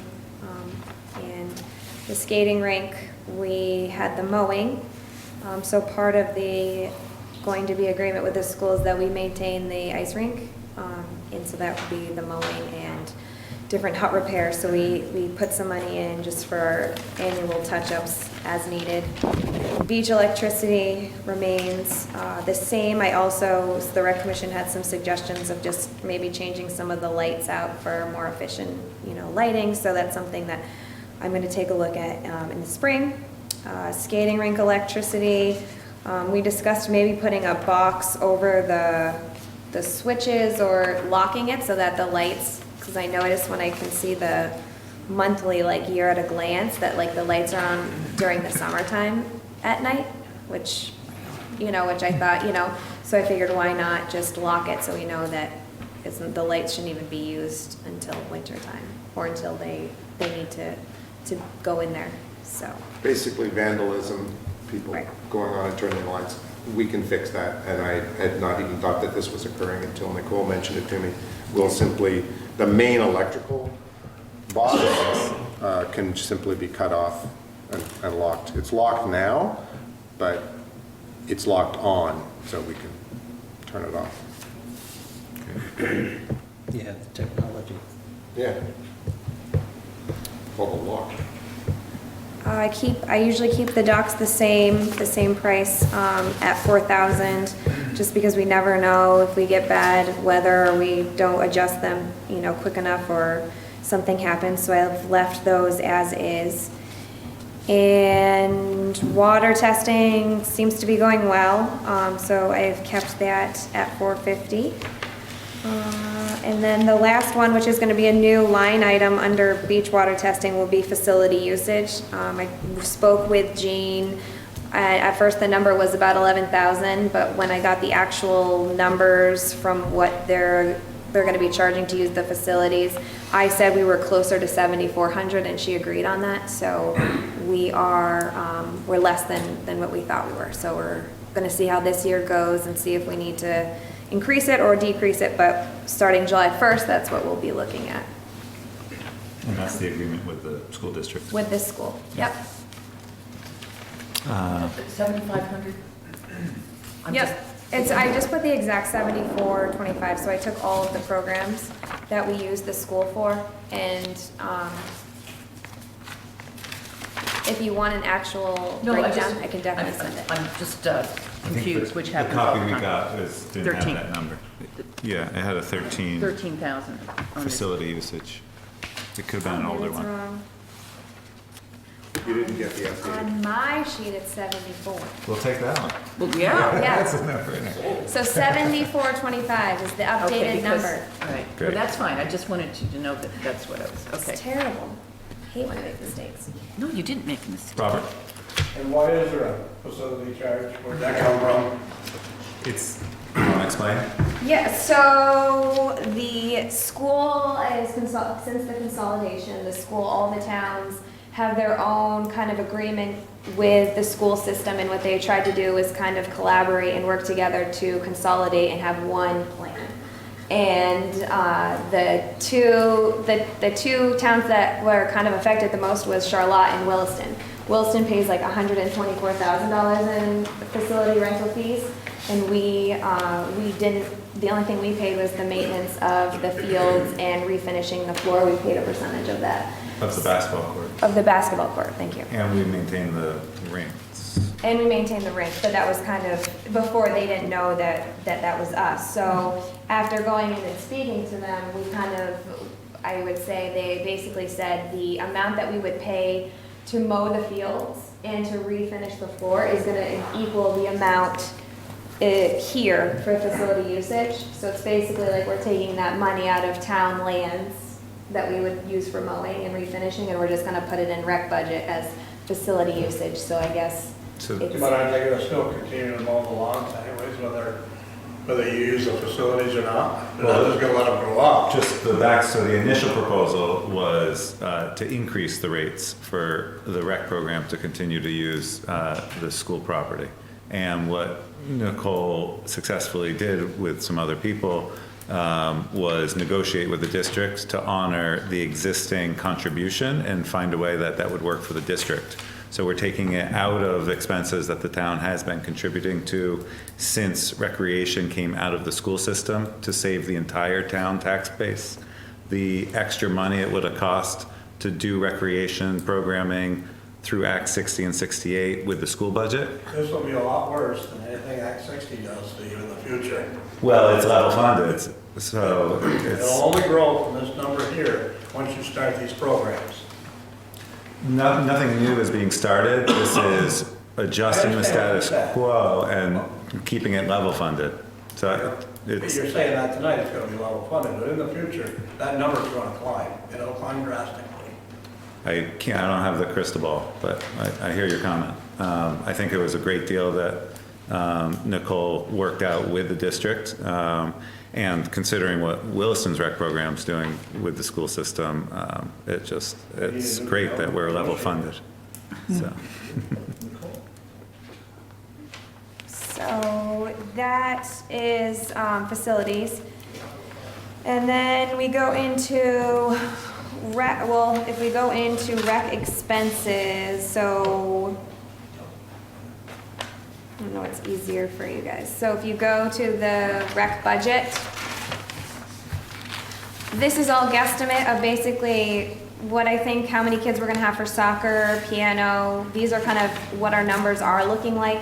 We have 60 kids doing after-school tennis lessons, which is pretty cool. That's kind of the newest and biggest exciting thing. We just started martial arts, so you know, I can sit here and say I'll have 135 kids for soccer, but next year I can only have 120. So it's always hit or miss. So this year it looked like my numbers were pretty on point, so I'm hoping it's going to look the same, with revenue being at $62,771, and then the expenses at $49,114. The expenses, the rec expenses are a little higher because we added a couple of programs which involve instructors, so then you're paying out more money. So for example, we added another driver's ed course, and that's $690 per student, and then, you know, we only keep $25 of that per kid, so then the rest of it is being paid out, which is why we get that extra expense, if that makes sense. So I kind of just, now I'm gonna move you around, so I kind of just did like a little snapshot so you can see over the years how we've done in terms of like beach revenue. I increased it this year. I took the average and kind of really bumped it up, thinking that we're on a roll. So hopefully it continues to be nice. So at 18,000, we were 13.5, and then the recreation revenue will be there as well. So hopefully, you know, we'll just keep on track, and that's, no, because it's separate in the capital budget now.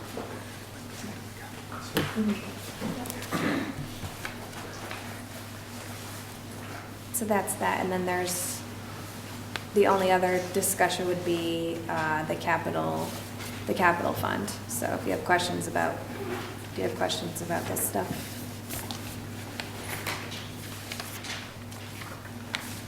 Just FYI, that I just confirmed it with Nicole, that the revenue down at the beach, it's not a direct revenue, but it goes into our capital fund, and those are the revenues from the events that we had at the beach. They were all has gone into the capital fund. Including the beach passes? No. No. No. The Got it. the Just the events events. that we've had. Yep. So it's been, but that doesn't, that was probably another $1,500 that has gone into the capital fund from events. Great.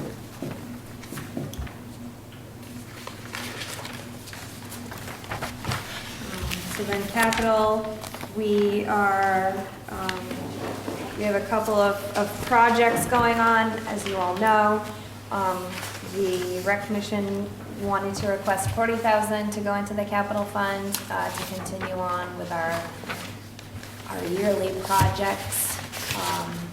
We will need eventually a new dock structure. So we just did the paneling 2 years ago. And so the actual structure itself, the bolts are stripping when they adjust it. And they said strictly it's because we have 30 people plus on the dock, and it's a residential dock, not a commercial dock. So they really suggested within the next year or so we do that. Is that what this estimate is? That's from what that Dock Doctors? lovely, yeah. We've not heard from SJW yet, but they will probably come in lower. It's on the horizon. Yeah. What are the other capital projects on the horizon? Oh, you have tennis courts? The tennis courts, the pétanque court, and pending are the pickleball court. And also, from a maintenance perspective, the rink is going to need some maintenance in the future. Everything works this year. We've been up and tested the pump, tested the lights. Everything works, but the electrician has his fingers crossed. Let's put it that way. For the lighting? For the lighting and the pump, yeah, the wiring. Are those still They're the halide light They are. bulbs. They're not LEDs efficient. yet? No, Okay, cool. no. But we've only had one light go in 12 years, so, one bulb, excuse me. Yeah. go 12 years. But I think that time is coming. Great. But just to know that that's on the horizon. And the electrical work, I had a rough quote for that box, the box that we're talking about locking, of about $2,000 to replace it. Pardon? Yep. That's up there. Oh, it is? Oh, thank you, sorry.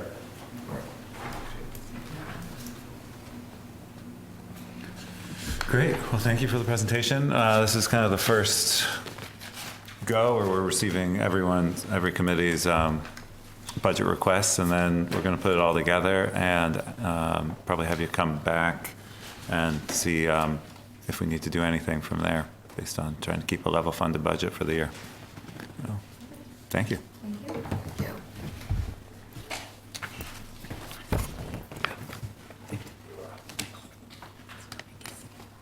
Yeah.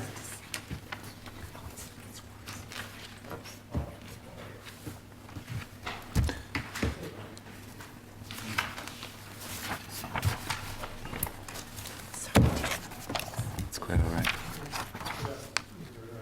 Oh, she's going home, not feeling well.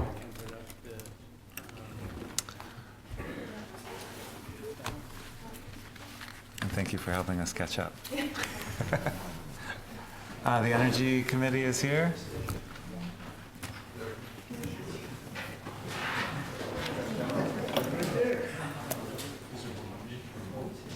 Rebecca? Yeah, Hi.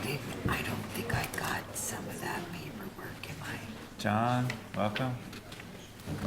Hi, so I was about to say, use those exact words. Deirdre, Susie? Did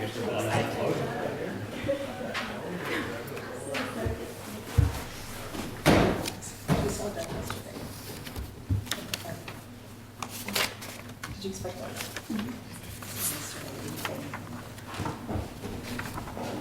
Good show. Just speak to the LEDs.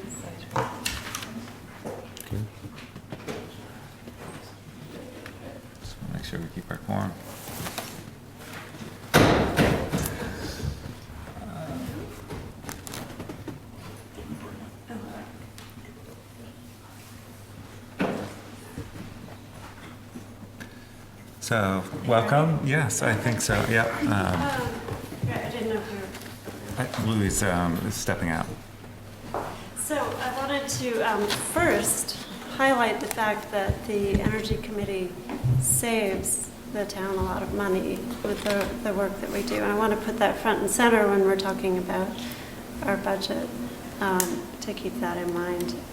So some examples were Town Hall, years ago when we did the energy efficiency renovations, which have saved money consequently, in the library with previous renovations, and the new extension and the solar, when that goes on, the prospect of that having a very large return on investment, and the senior center and so forth. So as the town plan has become closer to reality, and we'll be voting on it tomorrow, we have increasingly turned our work plan to correspond with the town plan. And so our work plan in turn corresponds to the budget. So this year we thought we would try to, as you see in the budget, just align it with the implementation table, which is at the end of the town plan, as much as we could. So I don't want to mislead you, there's a lot, the town plan has a lot of work for everybody to do, the Energy Committee included, but we have looked at the things that we think that in our current composition as a volunteer group that we could handle. So that's what we've put in here. So I'll just, as we go through, I'll just point out the places in the implementation table that correspond to our budget. So the energy efficiency in Charlottetown's building shows up twice. Evaluate options for energy efficiency in town buildings, and continuing to work to coordinate energy audits and so forth. So Susie, do you want to talk? Yeah, so as Rebecca said, we've focused on improving the energy efficiency, in particular weatherizing and improving the building envelope. We did this with the town hall, we did this with the library. And the past year we had an energy audit done of the fire and rescue station. And top of the list, low-hanging fruit, is an investment of $2,000, where we only have to pay half of it because it's matched by Efficiency Vermont. So we get $1,000 back. So we're only paying $1,000 to save $206 a year. So that's a great payback and a really good return on investment. And that's a quite easy fix for us to do. So that's the top of the list. Then another thing that we like to do as a committee is to see to what extent can we work in collaboration with other town groups and other committees. And the senior center is currently looking at replacing that roof. It's something they need to do. So this is a great opportunity to make sure that when that roof is replaced, that it's insulated sufficiently to actually save the town money. And this is something that we did with the library. So I had a conversation with Lane Morrison about that, and also spoke to a contractor to get an estimate to review the current roof specs and look at how we could improve the insulation in that space, in that attic space for the roof. And that's an estimate of a contractor, both looking at the roof specs and providing us a cost estimate of the options for improving the weatherization there. And again, that would happen in parallel with the senior center moving forward with their roof. So the timing would really be contingent on when they're doing the work, because that's a perfect opportunity to actually weatherize the building. So those are the two main items where we're working with other committees and other town buildings to save the town money. And so with that project, if for whatever reason that didn't happen until the next fiscal year, this would be one of those pieces that you wouldn't be Yes, expending. except that in this case, it's a contractor looking at the current roofing specs, so we can still, do in half other words, of, or, get the review, get an estimate now. yeah, got it, That number does not include doing the overall work. got it, okay. So Doug was going to speak about LEDs, and I think he might show up by... Yeah, I'll just put that to the end in case he shows up. Okay. And move right to transportation, where we have a couple of points in the implementation table, exploring EV charging stations, and also creating a park and ride lot is also right in there, and Deirdre's going to speak to that. So in this section, we don't actually have a figure to propose for the budget, but want to mention that these are two things that we're actively working on and exploring. And at this point, we don't know of a program to participate in to really, to be able to offer a figure, but something like the EV charger, we do have one coming to town to the library because we were aware of a grant opportunity applied for that, which covered 90% of the cost. So it's on our to-do list for the coming year. We're going to be continuing to look at options, and if something like that, if we discover another opportunity, we'll come and let you know and would like to work on it, but at this point in time, we're not giving it a numerical figure. Same as well in terms of park and ride and potentially bringing a transit stop back into town, something we don't have now, but we actually have a meeting that we've put together next week to have that conversation, to look at park and ride opportunities and try to encourage transit. Again, when we know of opportunities, there may be a more specific cost involved. We'll come back and let you know about that. Just a note on the EV charger is going to end up at the town hall because of the capacity of the panel in the library. So it'll probably be on the farthest parking spot that way.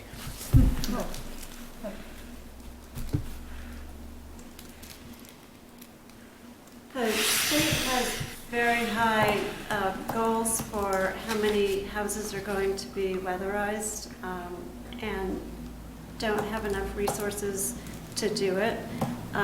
So we will, there is a point in our plan that says that we will promote the Vermont Low Income Weatherization Program, and that's helpful to low-income Vermonters. So that is something that shows up in what we promote elsewhere. But as related to that, kind of while we wait for them to get around to everybody, we wanted to help out with this window dressers program, which has been initiated by Transition Town Charlotte, because it's actually getting storm windows on people's houses. So while we wait for the better, bigger fix that is totally free to us, we want to get people's houses buttoned up and warmer and more comfortable and costing residents less. So this is an idea to collaborate with our friends at Transition Town and also the Food Shelf and homeowners. And I think this is, in my experience, this is a very good opportunity for a SHIPS grant as well. So I think they would probably likely be willing to chip in. So this was a calculation of a modest contribution to help that program for people who wouldn't be able to contribute anything to their own windows. Normally, yeah.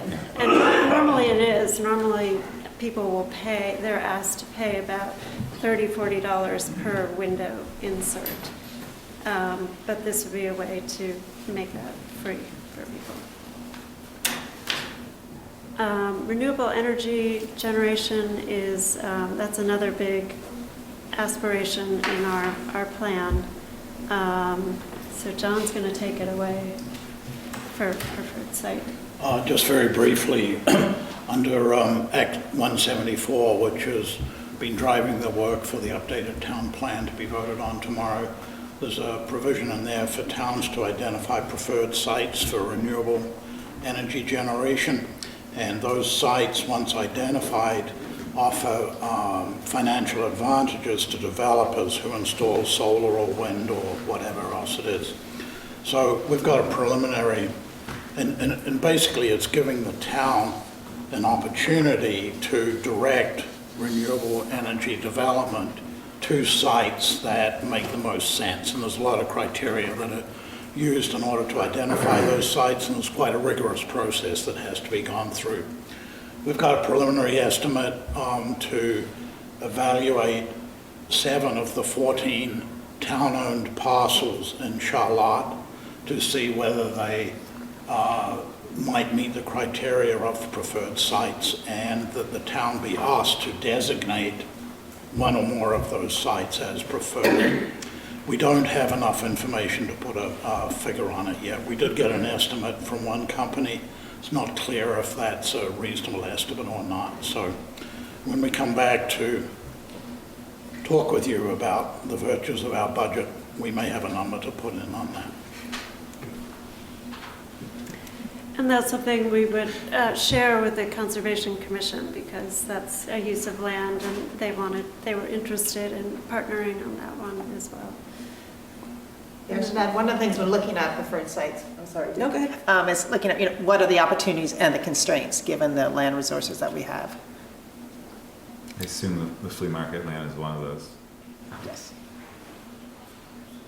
So an additional opportunity when we're looking at lands is to kind of a double use for that space as a solar farm, but also as a pollinator field. And this is a nice partnership that's being practiced in several fields in Addison County, where the land underneath, right, sometimes it's wondered, like, why is that land being used just for this one purpose? You sow pollinator seeds there, it becomes an attractive place, brings pollinators, supportive of agriculture, food growing, add some beehives, and you have locally produced honey as an additional way to help support just the maintenance of that space. So it seems to be going well in Middlebury. It's a nice partnership. So we have that in mind, and again, together with the Conservation Commission, wanted to suggest that we look into a pollinator field in combination with solar farms. And perhaps as we wait for more information and for the actual opportunity to construct a solar farm, that we develop a demonstration pollinator site. Cool. And I should add, that supports our farming community, because 30 to 40% of our crops depend on pollinators, so that has spillover benefits to other users. So our education line has been in the past 800, and basically that covers expenses for working with our partners at the library or the senior center, having events and lectures, discussions, inviting guests. And so all of these topics that you see here are ones that are reflected also in this plan that we are like ones we've done and that we want to continue to do. Electric vehicles, advanced wood heating, cold climate heat pumps, renewable energy promotion, the stretch energy codes, that's kind of a new one, and we've been talking about how we could possibly make that fun. And promoting the low-income weatherization program. And then also under education, which is sort of an umbrella event under which all of these elements can be further educated upon, is the Fossil-Free Jamboree, an event that we started last summer for the first time in conjunction with the library book sale. This coming summer, the library, of course, will be a very interesting place to visit, with lots to show and demonstrate and learn from. So we'd like to do that event again and very much extend from what the library is doing, the kind of pull from it all the elements of which can be easily replicated on a domestic residential scale. It's essentially a showcase for a lot of us in the community, so it's a great time to celebrate it.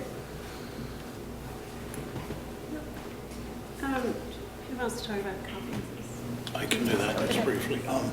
We usually have $500 in our budget for conferences, and it's not something that you can sort of guarantee the value of, but almost inevitably when you get out into a conference, you meet some people, you learn something that's then relevant for application back in town. So, just one example of that is the net metering agreements that were in the RFP that went out recently in connection with the library. We first learned about that at a workshop that Rebecca and I organized by Efficiency Vermont about a year ago. I don't remember if anyone else was there, but that's where we first learned about that, and so now it's having application here in town.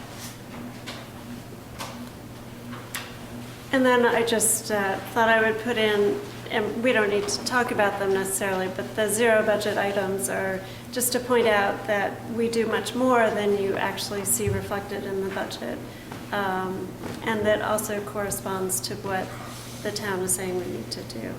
So, and some of these things, like exploring a farm and food council, that's something that we would work with other people on. We're not taking the lead on per se. Or work on the trail and public byways network. That's something we would work in collaboration with everybody else. And the codes, of course, are primarily the responsibility of the Planning Commission, and we help where we can. And I overheard a new thing we need to get in on, which is the recreation outdoor lighting. The LED replacement. There's another task. Small. Yeah. Small but important. Yeah. So circling back to the LEDs, I didn't actually follow the ins and outs.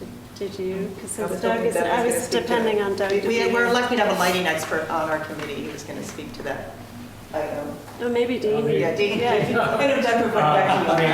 We had an electrician do an evaluation, and Doug Patton was the Energy Committee member who they were talking about, was in touch with them, and I think they came up with a rough estimate of approximately $200 a fixture for 20 fixtures, which I think would be a phased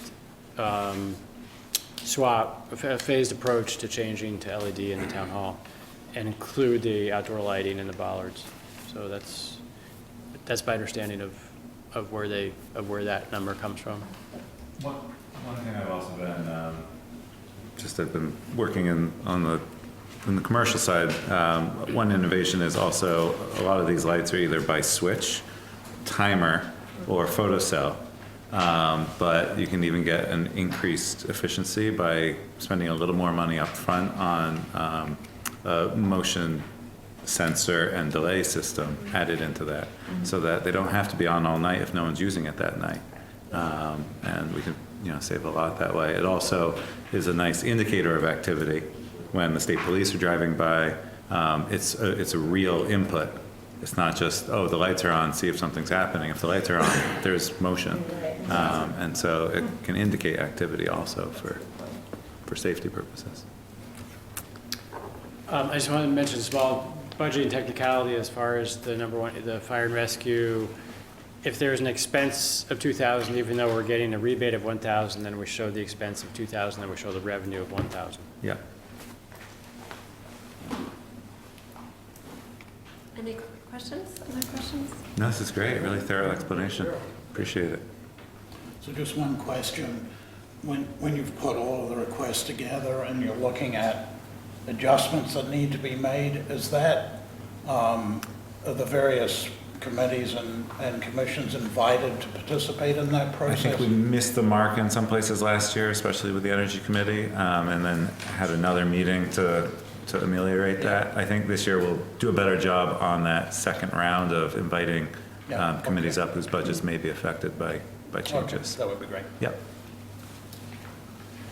Thank you. Thanks. Thank you.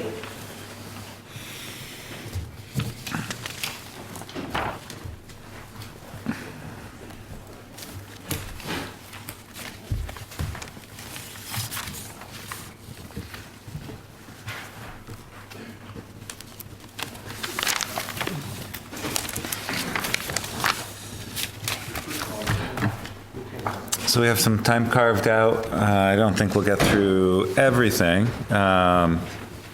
For the Town of Charlotte Sewer Use Ordinance and the Sewer Allocation Ordinance.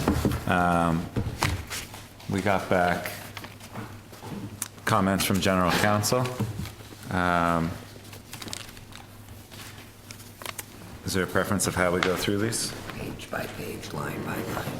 Do you have a document you prefer to start with? I think the one you looked at the last time, you spent the most time with, was the allocation ordinance.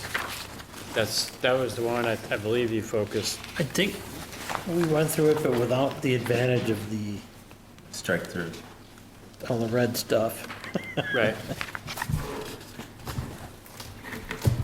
Which I don't know, I think you guys met earlier today to come up with some comments on what, We did have a short meeting today. what council has proposed in terms of changes?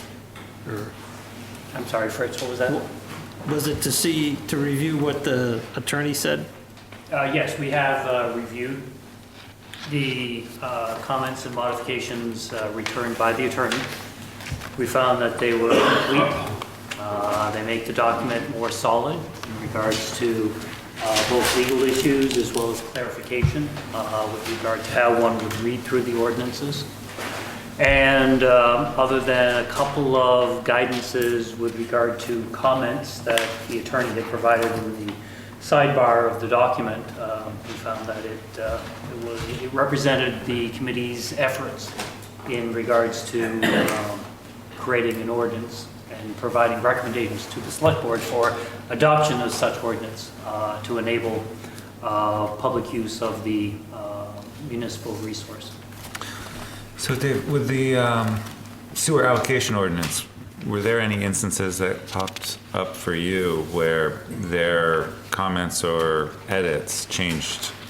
No, I think we found probably the only policy issue that was worthy of reinforcement was one component where we had recommended to the select board that at this particular phase of the amount of resource that's available, that none of that allocation be utilized for the on-site repair of failed wastewater systems.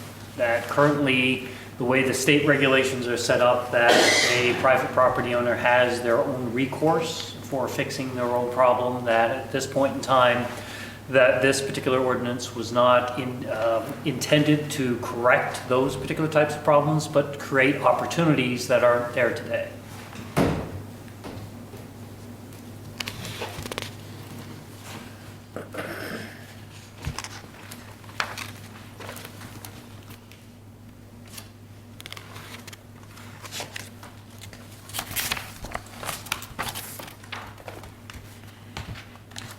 I talked to Christina today, I don't know, did she make it to the meeting? Sorry, Fritz, my ears aren't working well today. Christina, was she at the meeting today? No, unfortunately, she could not attend. She had one question that I talked to her about, the difference between a home conversion and adaptive reuse. Yes, there was one particular note in the document that talked about whether or not we wanted to use adaptive reuse or home conversion. And the home conversion was actually a byproduct of language, I understand, that was in the land development regulations. I talked to Daryl, and he said typically adaptive reuse is an older 50-year-plus building, and home conversion is newer building.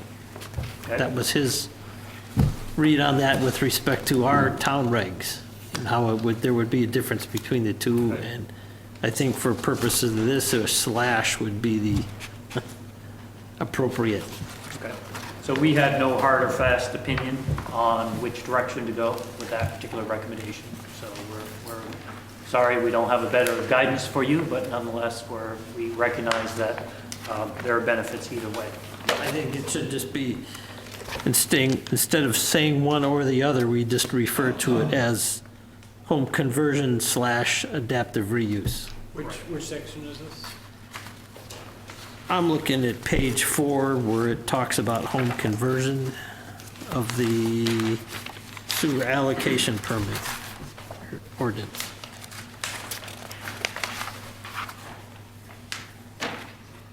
And wherever that shows up, instead of creating that controversy as to is it a home conversion or an adaptive reuse, to just list the two with each other.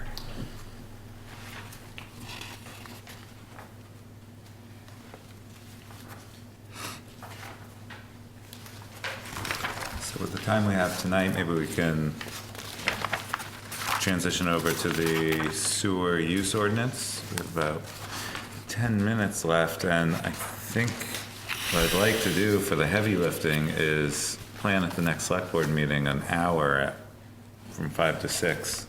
Worked well with some other ordinances that we've put in the last few years.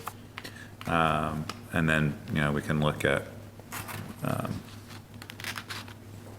approving. Is there anything in the sewer use ordinance that jumps out? The sewer use ordinance, again, similarly to the allocation ordinance, was cleaned up. The reference words from at least the way they read has been corrected and made in a consistent manner. We did find that there was a significant addition both to Article 7 as well as Article 8. Article 7 being the powers and authority of the town, and Article 8 being the enforcement and penalties section. We found that the attorney's input, I think, was very useful in those particular areas. So we found that those particular recommended modifications would certainly strengthen the proposal to a point where, in my particular review, I think this is probably the most complete set of ordinances as far as content and legal input that I've seen of any municipality. So I was very confident or very happy with what we saw with the results of the efforts that were put in by the town's attorney on these two documents. Can we copyright this? Yes.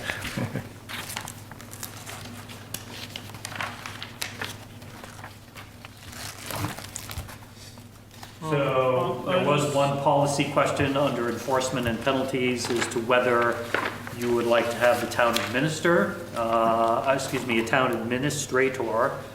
administer any penalties or fines of that particular type, or whether the health officer would be the entity. Both are legally, can legally apply these particular rules, and it's just a matter of, if it's a sewer ordinance, should it be the health officer, or is this a municipal resource should be handled by the town administrator, which is a little bit closer to the entity that the select board works with. So that I believe that's the direction that the town attorney recommended in this particular instance. I was going to go back to what Fritz was talking about with the home conversion and the adaptive reuse. I'm sorry, Frank, I couldn't hear you. The home conversion, the adaptive reuse. Page 4 of Page the 4 allocation of ordinance. the allocation. Okay. I was trying to look up,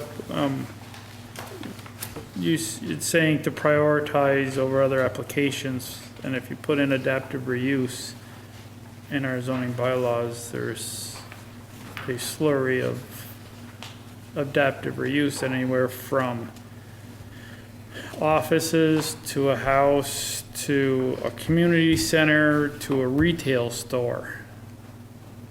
So when you're saying you're going to prioritize over things, you're prioritizing over just about everything we do in town anyways.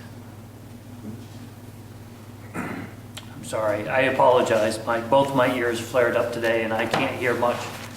So at the risk of having you repeat that. The uses for adaptive reuse is any permitted or conditional use allowed within a district. Right. And then it can be other things put in as basically as a conditional use. So it can be, you could have a restaurant, a health clinic, a home occupation, a bed and breakfast, a retail store. So I mean, when you put adaptive reuse onto this home conversion adaptive reuse thing, you're basically putting prioritize on everything. Essentially. So what are you prioritizing? The use of an existing building. Just because it is an adaptive reuse?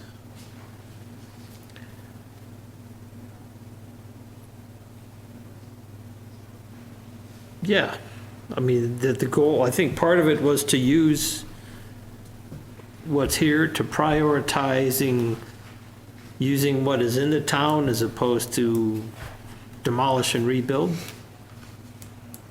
So it's basically just so that you can use the existing historic structure. Yes. Has to be historic. Okay.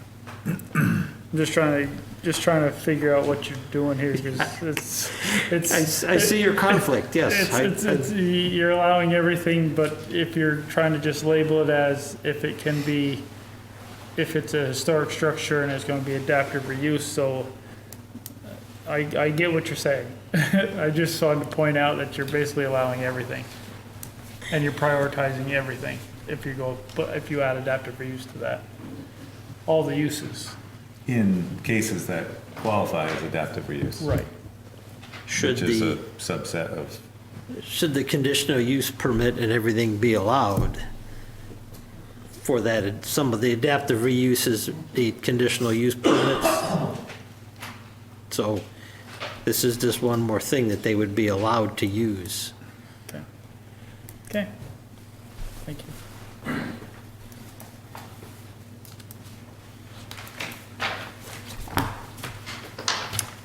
So the sewer use ordinance itself is really the kind of backbone of how the system will be operated.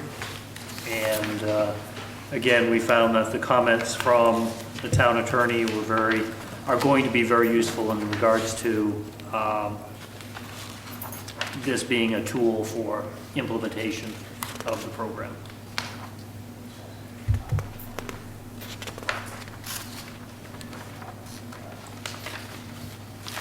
Great, are there any questions? Mel? Yeah, I have a question. When you, all this effort that's been put into this, is there a step that you're going to take so that the town votes on this, or is this going to be just decided by the select board?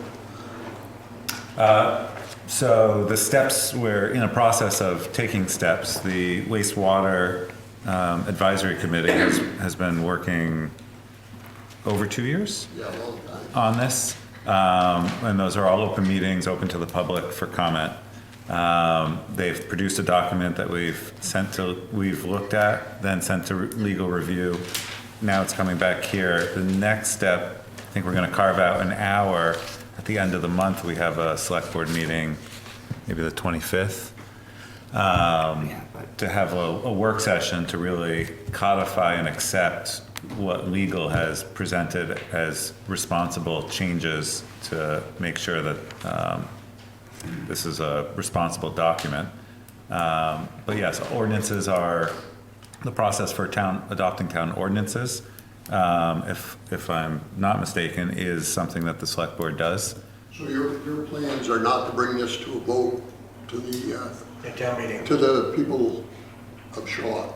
You're planning on making the decision as an ordinance, and you're going to provide sewage and wastewater out of this system without going to the people of the town of Shaw.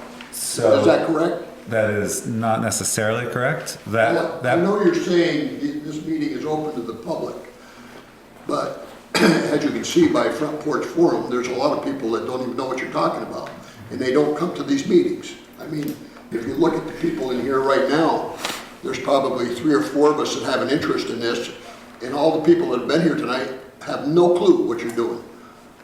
Okay? Yeah, so as far as the process for adoption, we haven't even really talked about. What we're looking at is approving in this document what legal has said would be responsible for the town to accept. As far as the adoption process of this ordinance, the board has not discussed that. So that is probably something that the board will pick up at the next working session meeting of how we want to advance this. But there is a process for adopting ordinances that is dictated by the state. And I think what would be good for the select board to do with any ordinance that has charged issues and polarizing viewpoints, which this one clearly does because it's been researched extensively over the years, would be to have plenty of time for the town to have input. That's my opinion. Do you, Input or vote? Well, the town does vote to represent the select board, but also has the opportunity to ask for a vote on any ordinance before they go into effect. The state creates a 45-day waiting period before any ordinance goes into effect, which allows residents of any town the opportunity to vote on any ordinance. So those levers are there. I think they're. I'm not sure what process the select board is going to move forward It would with. be just common courtesy to the residents of Charlotte to bring this for a conversation and a vote at town meeting in March, rather than 5 people making this decision. Well, we tried that before. We had input from the town council that said that you can only do that as an advisory item, and on the town meeting, you can't vote on it per se. Well, at the town, So, at the town meeting, if they advise you that they don't want it, then. well, maybe they you should did listen. 2 years ago, the advice was to continue. So that's why we're here. That advisory motion did happen at town meeting. Was there 20 people there? So, like I said, the process has not been laid out, not set in stone, and the next step is to look at making sure that the document is sound, and then to look at how to move forward with the process. So I did invite you to come back to the November 25th meeting. And as far as messaging and information goes, I think once we have a document that's worth having people look at, review, critique, and give input on, that's the time to really solicit public input. Before, I don't think it's been really helpful to have that public input because the documents change so much. Peter? Yeah, I wanted to go back and clarify something that Frank was talking about, specific about home conversions and adaptive reuse. That's specific to these satellite systems that the town, the land that the town has access to. And if you look at Article 5, where it talks about the allocation, it prioritizes and it talks about municipal use, commercial uses, and elderly housing and affordable housing. So they're really 2 separate things, just to be clear about that.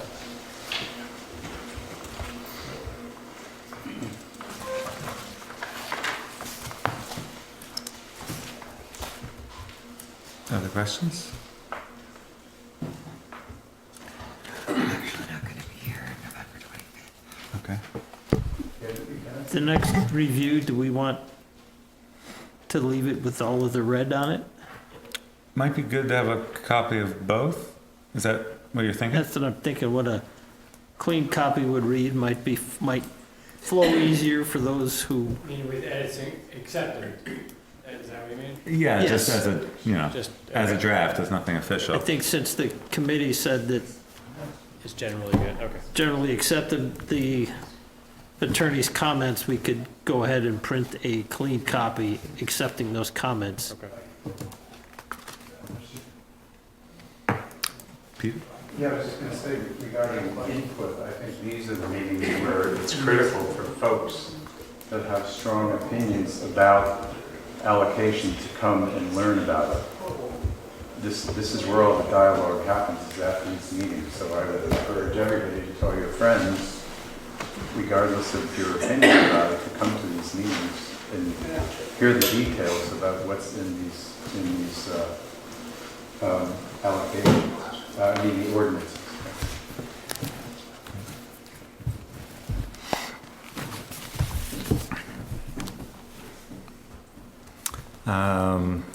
The 8:30 item, the State Park Road path.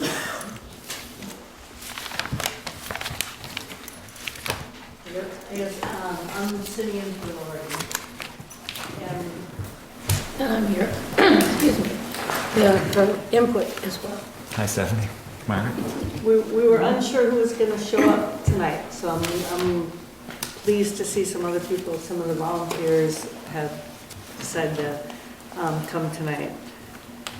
So I think after the last meeting, we talked with Junior and Jim and Lori and basically said, like, if the Trails Committee thinks we agree with the Select Board, if this is gonna proceed, we really need one point person who can manage the project.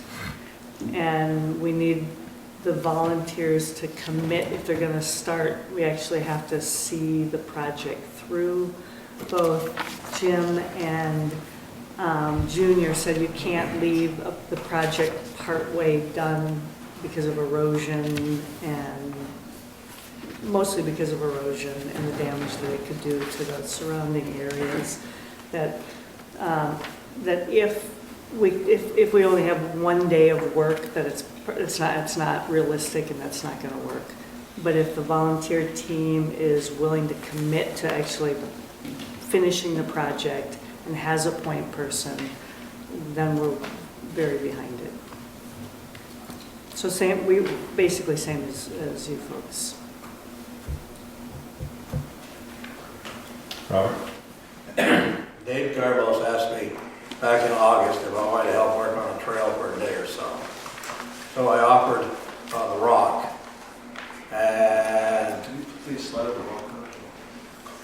And so it's relative. The rock is easy for you to go look at if you think it's substandard by any means, but it's shot rock. It's red stone, 6 to 12 mixed with some fines.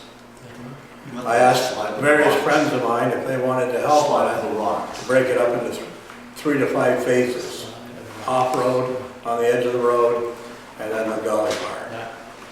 And the only thing I see as a problem right now is getting a commitment to do it at a specific time.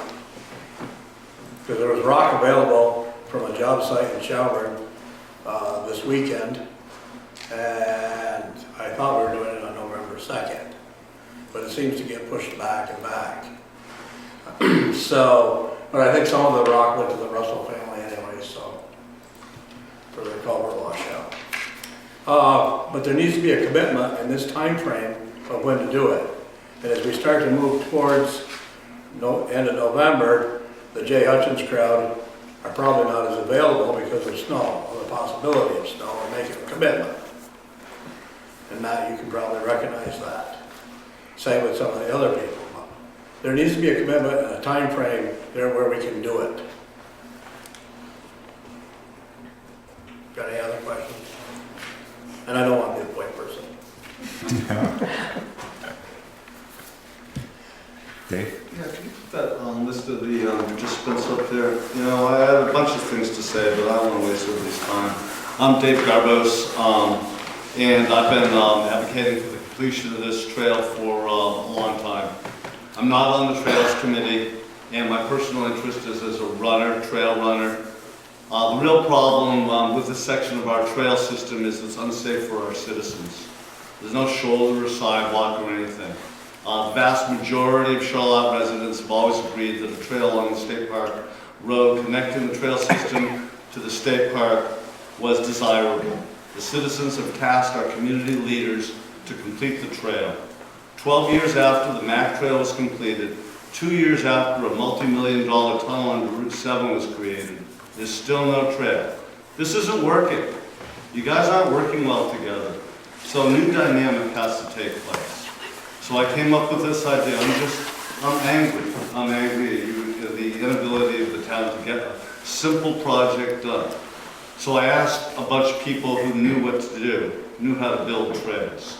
And I have this list. You guys reviewed this list, but you know, it's funny. One of the people who attended the meeting last week, Hashem, one of our new neighbors, he said, "David, you'll never get this done with a bunch of high school volunteers." These are professional people volunteering their professional time to do a job that this is what they do. And I don't see where the Trails Committee and the Select Board will doubt the capacity of these people to do good work. It boggles the mind. My idea simply was a challenge. I don't really, the select board has always asked the Trails Committee to come up with money, go get some grant, and they go off and they work really hard and they write these grants, take forever. The last one was for $627,000. So my idea is simple. 24 hours, $24,000, one community.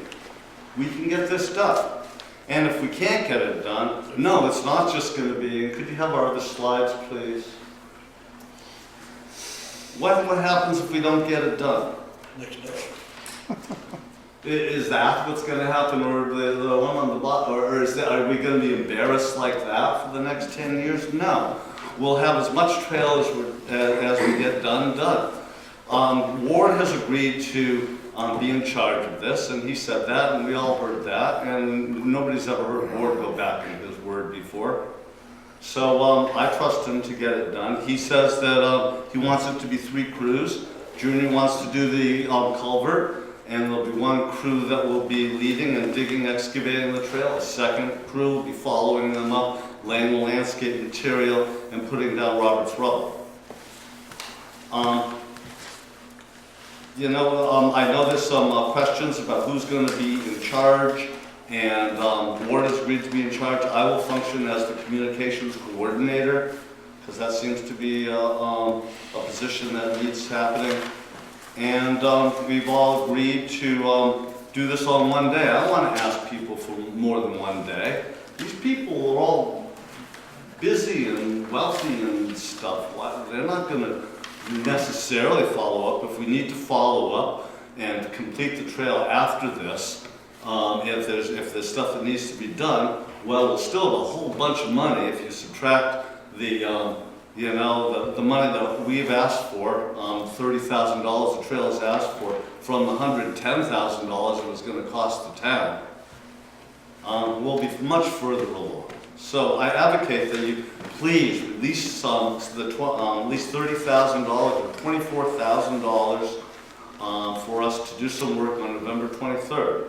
And then we can go forward and try to recruit even more people. If anybody's watching at home and you want to volunteer to help out on the 23rd, provided the select board approves of this measure, please email me at the Mount Philo Inn, trails@mountphiloinn.com, and let's see if we can get this done as a community.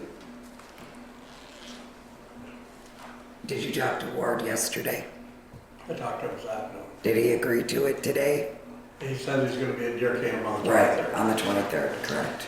I'm not sure that it can be done in one day, but a lot of the easy part, off-road part, can be done in a day by multiple worker teams. I think probably the gully will be a slower go because there'll be less people involved in that area. But when it talks about the trail not being at the height of the road, we have plenty of material. We can make it the height of the road. So what did Ward say today? I just told you. That he's not going to be around at all for He might it? not be around. So how is he going to be you're going to have a new point person? That's correct. Last week we were buying gravel from a price. And the week before, the meeting before, it was donated, and now we're back to donated. I think you're going to have to buy some material to go on top of it. Yeah, you probably have to. This is a 6 to 12 inch blasted rock. It has fines in it. It will blend in very tightly. You'll be able to compact it. You're not going to leave that as your final cover. It's like a sub-base. Yes. Is this the reclaimed rock from the Route 7 project? No. This is redstone that came out of Shelburne that Christopher did. We piled it at the Teddy Bear property. It was white limestone coming this weekend out of a Shelburne project, but there was no place to go with it on site. Get it close to the area. So this was previously quarried rock that got Yeah, they got blasted. reclaimed, Yeah, blasted. for tennis courts. You could go look at it. It's that turn off before it's halfway north of the Margaret? So I agree with Dave. There it is on the slide, you can see the slide picture. What are you gonna I say? agree with you on a number of things. I think that we do have to work better, the select board and the trails, to move this project forward. The trails wants that too. We're also frustrated that this is taking a long time.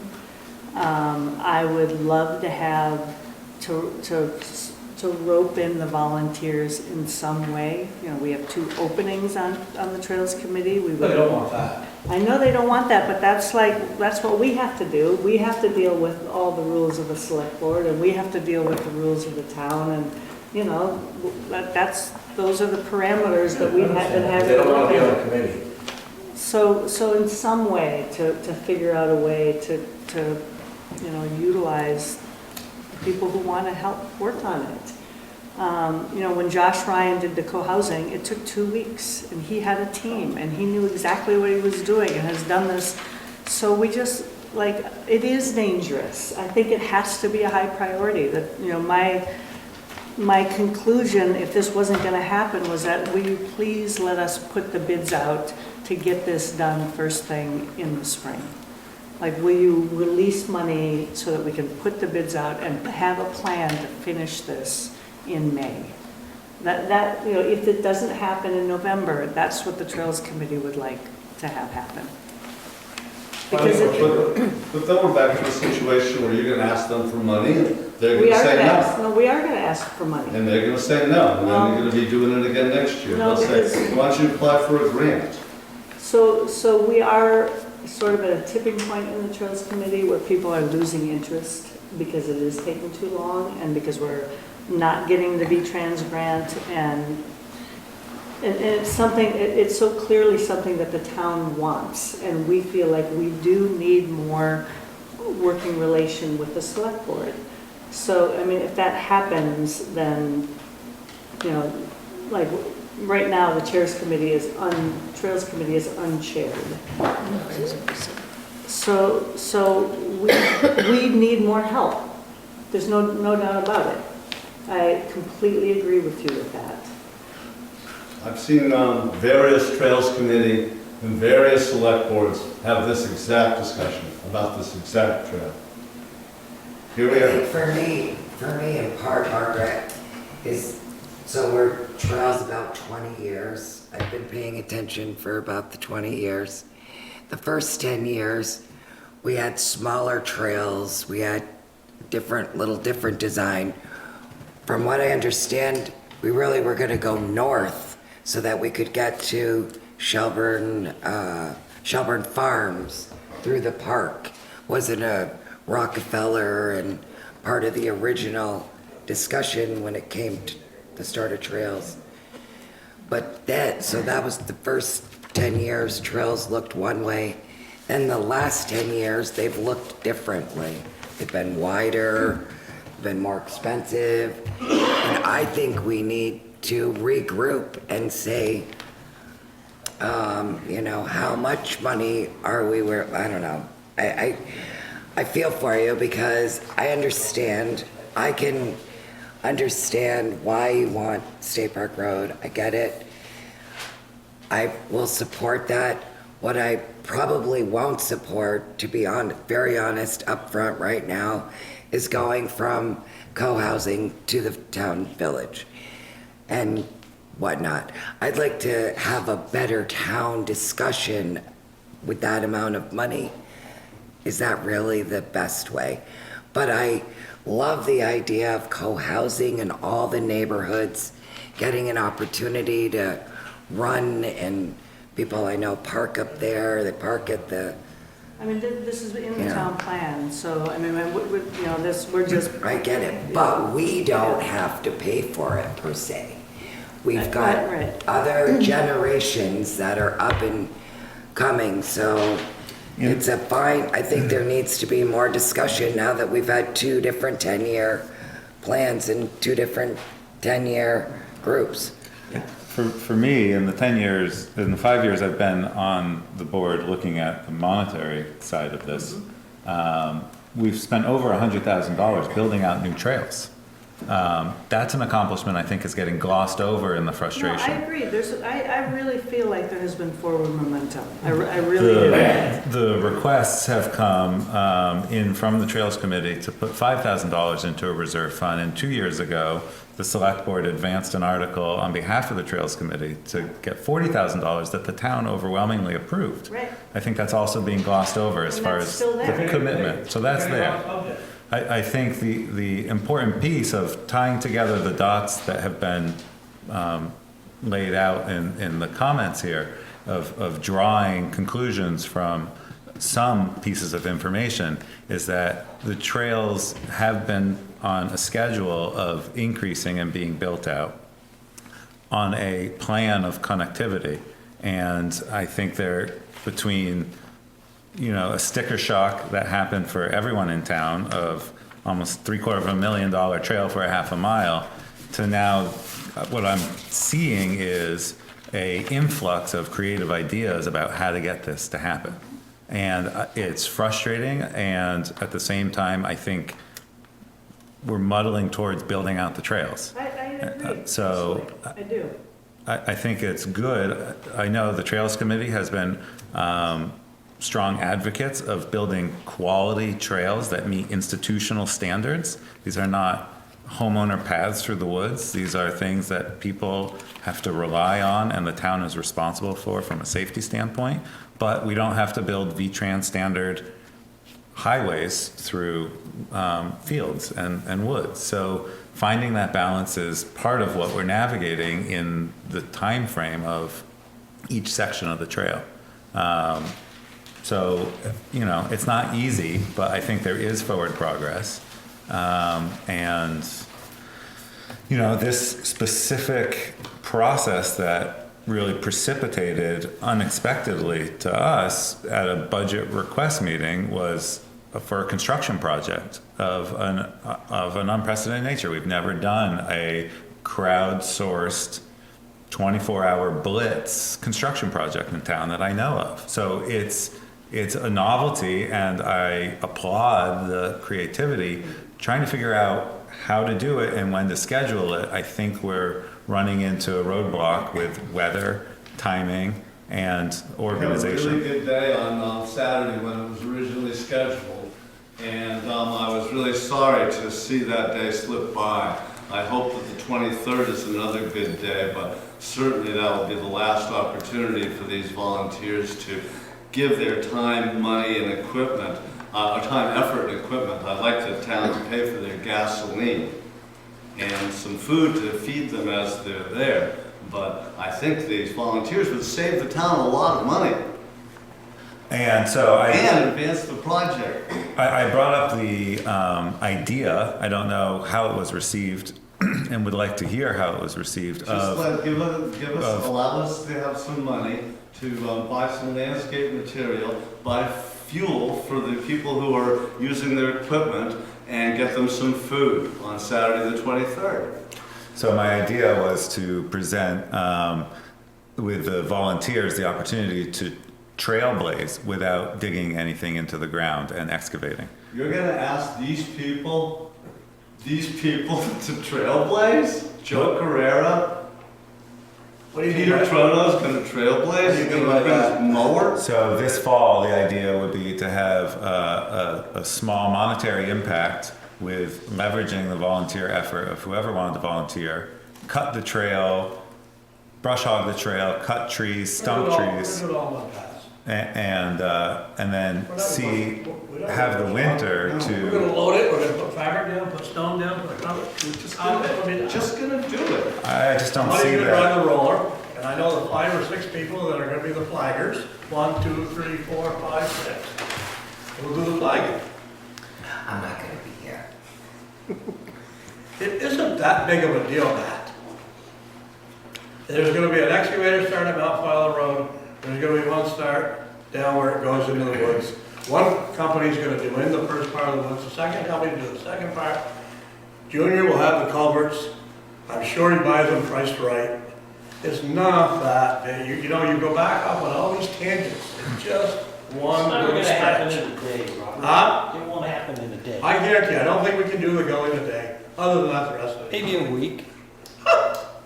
I have way more faith in the people of this town. You have than do. faith, but you're asking us to gamble taxpayers' money on your faith, and Yeah, I'm not willing to go exactly. there. If you had someone that I could respect as someone who's gonna run the job, I would be more than happy to commit some money to that. I'm noticing They're that not the people here on- yet. I'm noticing the people on that list have the word excavating after the name of their company. And where are they? Well, they're obviously not here at the meeting, but they will be there at the volunteer effort. Well, Ward won't be. Now, what he would have been here on the 2nd, perhaps he will be on the 23rd. First of all, I actually want to ask, did it get staked to where the property line was from our Friday meeting with the folks with the land? Trudell said they will do it, but they're gonna send a contract, they haven't staked it yet. That has to be done first. That has to be done. We have to measure from the center of the road so we don't go into that guy's. You're not going to, they're actually gonna hire somebody exactly. to do that. We're gonna Yep. hire that out for $1,500. For up to, yep. And then you're gonna put out the silt fence. And then you're gonna do some excavations and determine grades at the time you're doing it. And you're gonna get it all done in one day. Daylight savings day. Jim? I guess, back to the construction. When you're looking at this, were you thinking of putting on that, a top layer or just the bottom layer? I was putting on the shot rock that we have at Teddy Bear over fabric. The fabric? And then I was putting a finer material on the top If- with yeah, the okay. roller running all the time. Okay. Compactor. Do you know if, I guess the question I have is there somebody else that might be able to take on Ward's job if Ward can't be there? Because I think, listening to I the didn't know select about it board. until tonight. Yeah, this is all news to me. So I presume there's somebody that will be willing to take it over. We have to ask. Because what I heard last week from the select board, they had two big concerns. One is that there wasn't a person in charge, and the second one was that they were concerned that it wouldn't get done, and what happens if it's not done. And so Ward seemed to be stepping in to fill in that one thing, and the other one is if you can get it done in a day, great. I don't believe it's gonna get done in a day. I believe in the gully is gonna be slower going than that. Both ends of it coming to the gully will be done in a day. I've talked to enough people with excavators and dump trucks and 2 excavators at the Teddy Bear site sorting the material. And then to do the gully, you wouldn't need as much equipment. You could just go over for a day or whatever with a truck and a... Jack Phillip, so what's the big deal if we don't get it 100% complete in one day? At least it's a start, and we've got to start somewhere. We really do. And you're concerned about volunteers. If you look around Chittenden County, we have hundreds of miles of trails that have been created by volunteers. One is the Fellowship of the Wheel. They have created all over Chittenden County these trails and used 99% volunteer help. So it's not rocket science, it can be done. And just to let you know, I feel just like David, I'm really frustrated. An hour and a half ago, I'm running on Lake Road with my dog. I had to jump off the road with my dog into the gully or I'd be dead right now. We need trails. An hour and a half ago was dark, though. Were you running in the dark? Yeah, and I have a headlamp that's as bright as a car headlamp. My dog has a reflective vest plus a circle flashlight around his neck that rotates. You can't miss us. Wow. You can't. And other cars go around, but it happens all the time. And tonight we ended up in the gully where we'd be dead. We need trails. And we There's don't no need to question. delay anymore. Really, we need to get started.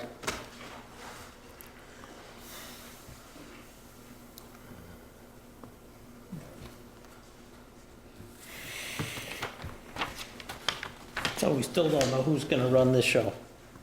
Oh, Fritz, we just nominated you. He's already employed at the library.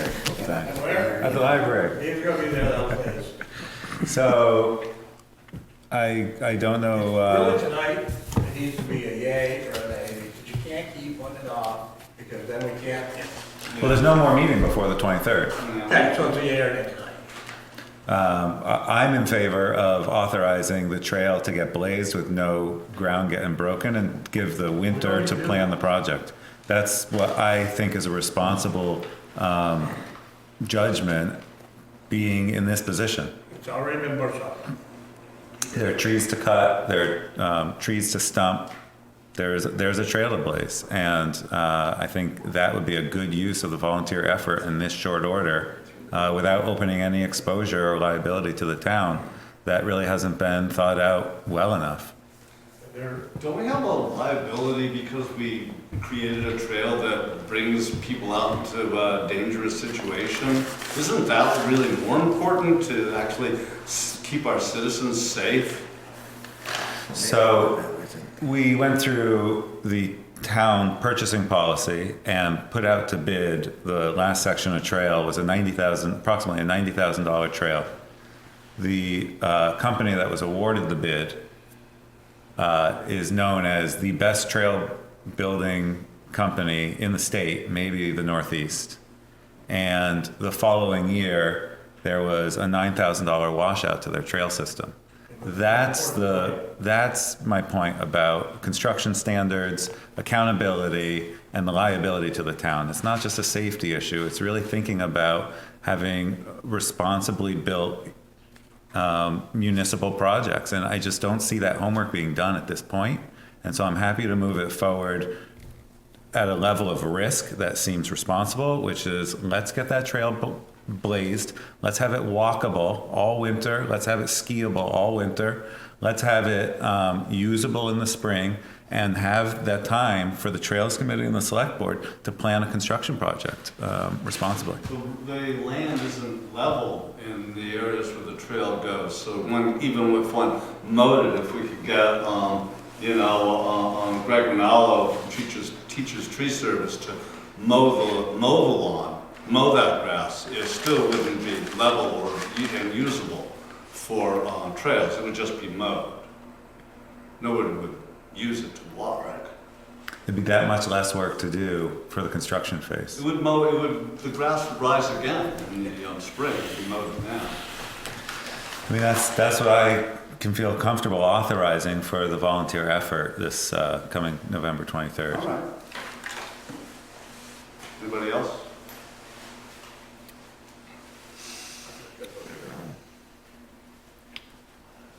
I would be comfortable with blazing a trail. But I still don't know who's gonna run the job.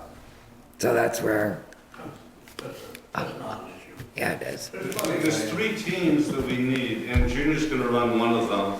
No, he's not. Do you know that he He's gonna run is? the team that does the That culvert. does the culvert, but that's He's the about culvert it. team. That's not what I'd be comfortable authorizing. No ground would be broken. It would be Yeah, I know. So trailblazing. It would not be putting in culverts. If we're not gonna break any ground, there's no use of any of these people participating. I just don't understand what you want to accomplish by doing what you want to do. There's a few trees or stuff to cut inside, off the right of way in Kuchar's land. But other than that, I don't understand what you're trying to get at.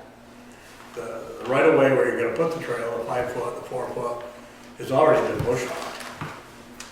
Yeah. I mean, I just don't understand. You're really I think that's when the Trails Committee talks about frustration. That's frustration. When I hear something like that it really isn't doing anything.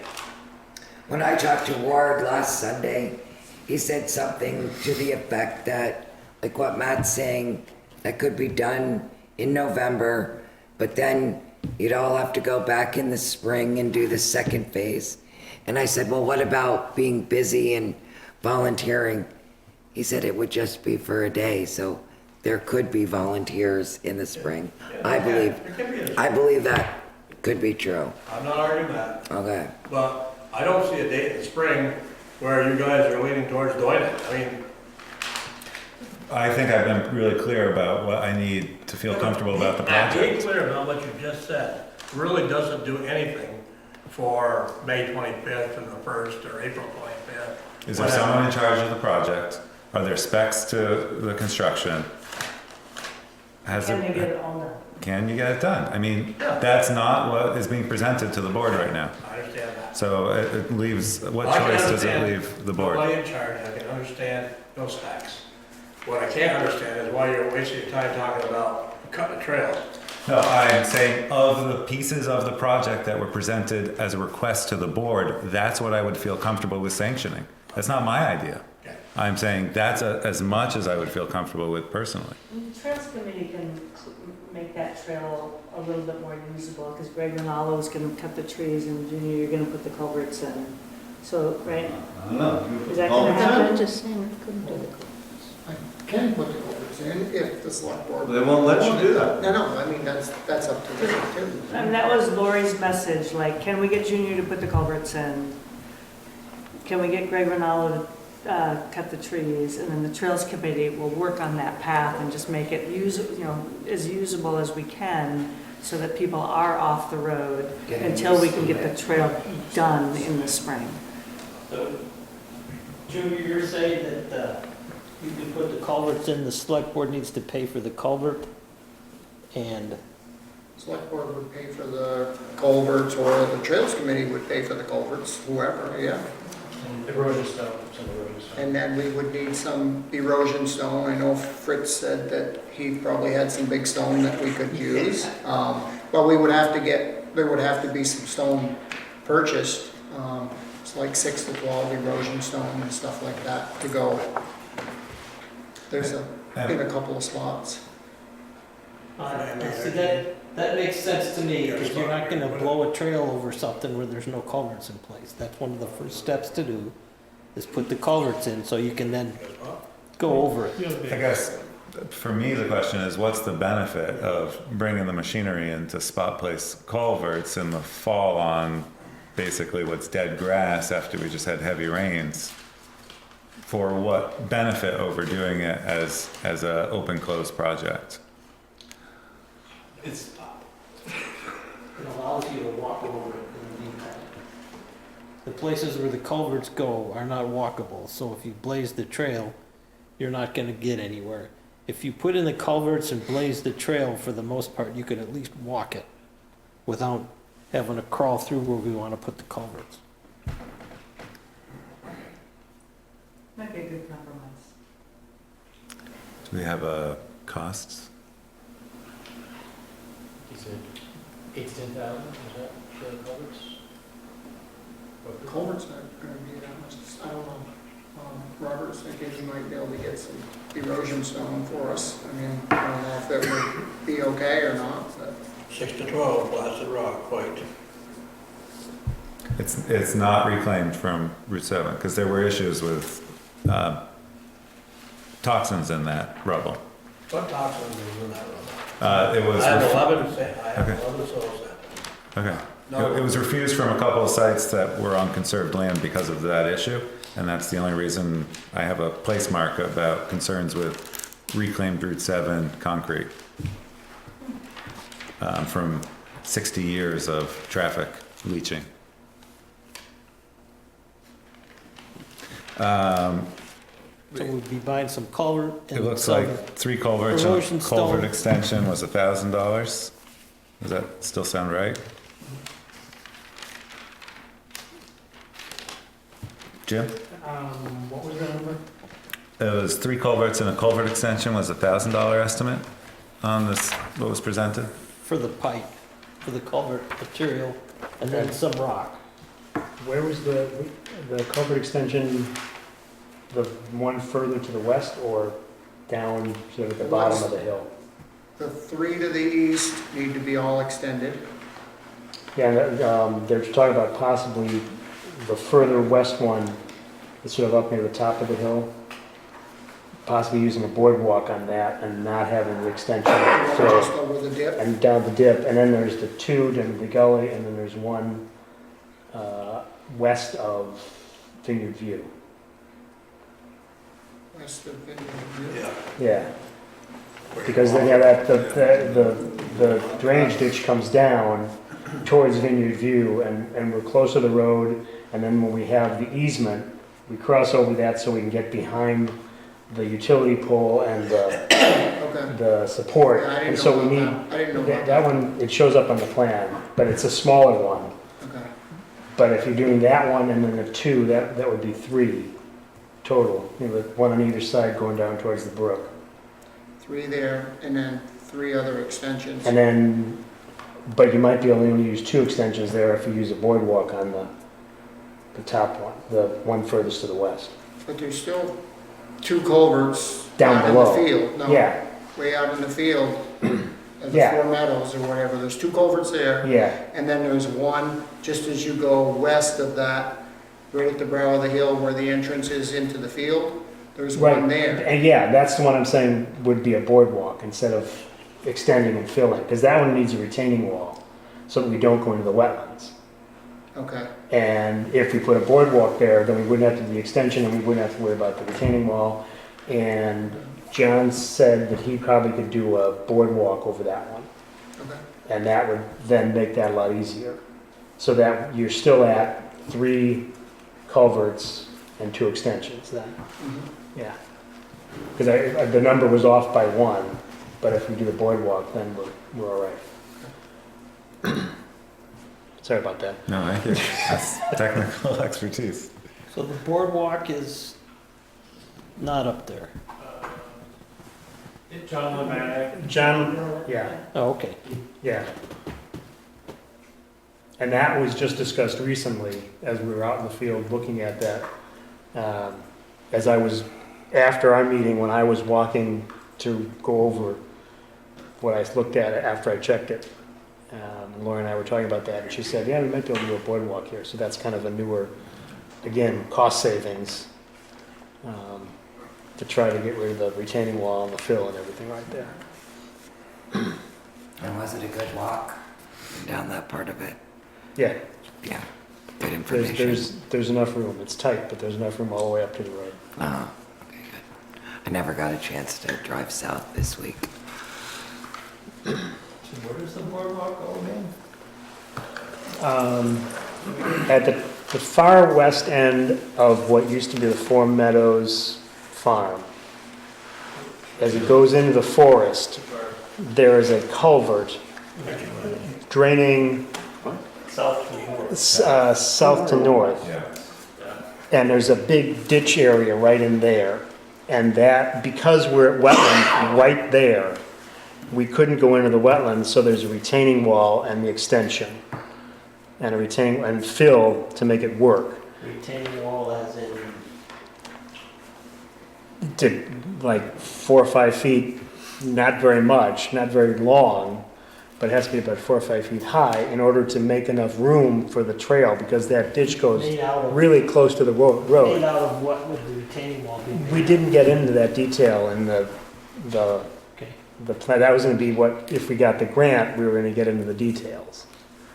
Because the initial was just the planning document. But that retaining, in order to get our wetland permit, we have a retaining wall there. And then if we put the boardwalk in over that whole ditch, then we don't need the retaining wall, we don't need the culvert extension, and it's a lot simpler, and wetland would be happier. It's in that location right at the end. Okay. Yeah, right there, that's it. Thank you, Dean. See, that, the plan says retaining wall and fill. Is there another retaining wall also? No, that was the only one, right there.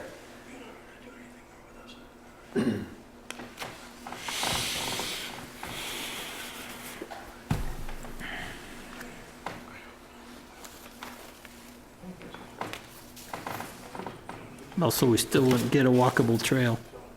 Another detailed retaining wall that's just like, I'll just close our eyes and it's gonna happen on one day. I would be happy with at least putting in the culverts where they are, letting them settle over the winter. Then when we put the road over it, or the trail over it, it's not likely to go anywhere. We'll know that, you know, it's settled. And I think that's gonna be a few $1,000s, and Is that a motion? It is. It's under, it's under Second. 5. What's that? Said it's gonna be under $5,000, so this way Robert won't be yelling at us about our purchasing policy. Maybe praising you. So not to exceed. I would. Sure. Before you do that, I just had a question about, I did not memorize your request about the reimbursements. What were those requests? Yeah? I think that the people who are volunteering their time should not have to pay for gasoline and fuel. I don't think we're worried about that. Well, I think that you're not worried about that. And I'd like to have them, have the event catered so that people get fed. I don't think we even want that. I think, that's what I'm thinking. You can go eat burgers. I will. We're just coming to do it. We'll go on. Just checking if I wasn't missing an expense. Sorry. I would make a motion to approve the installation of the culverts that are not in the wetland. And the town would pay for the culvert material and any rock material that we couldn't get for free.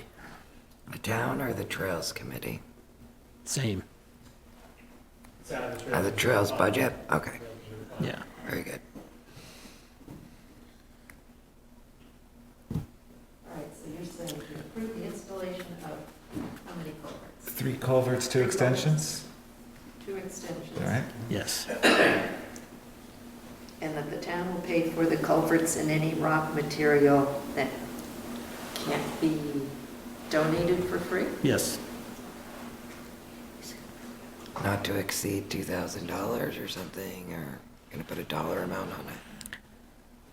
I don't think Junior's gonna run up the bill. 1,000. So you want to put a dollar amount in? I don't think we need to.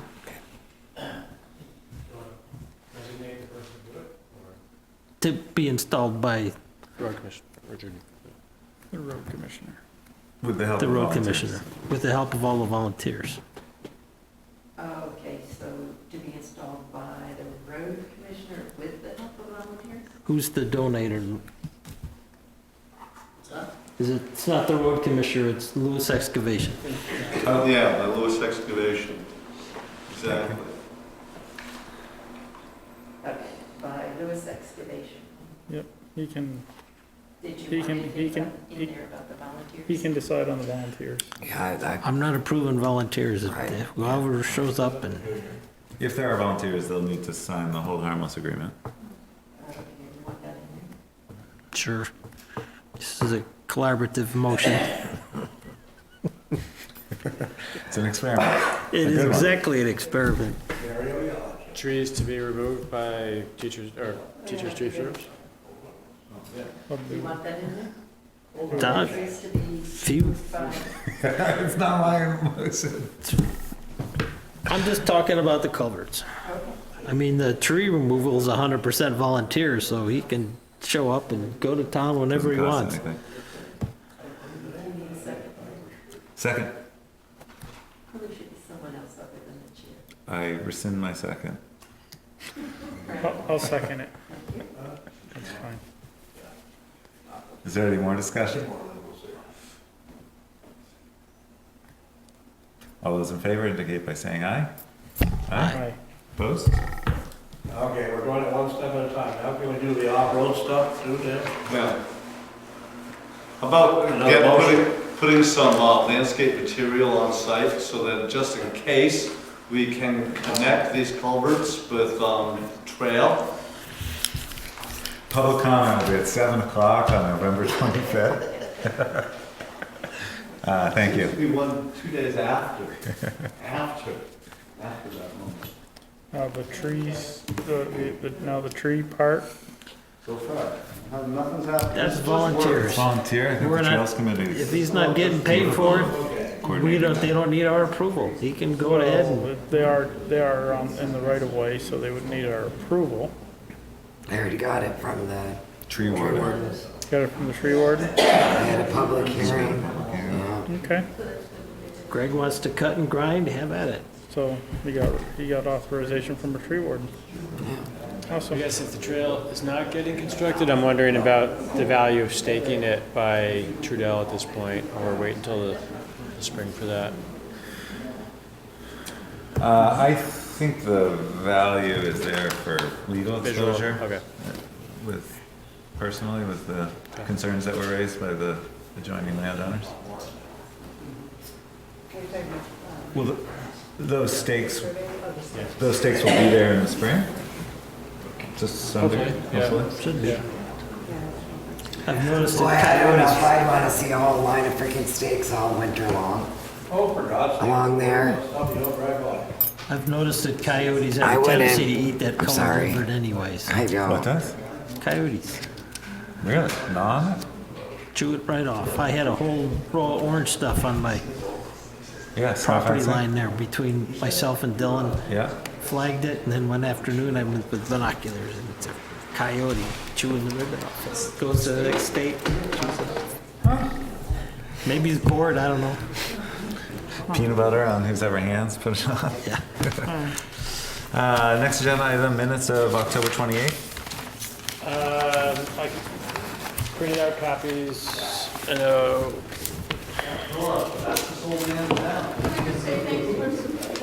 Thanks for coming out, Stephanie. Thank you.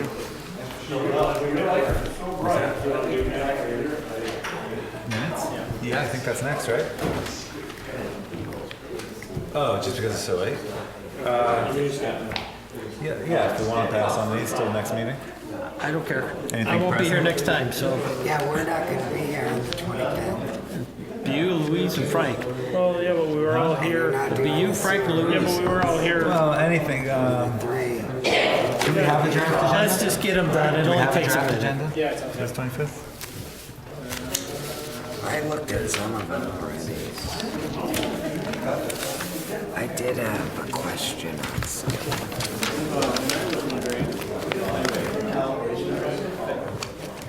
Oh, I have to sign this one, but I needed Gary as a witness.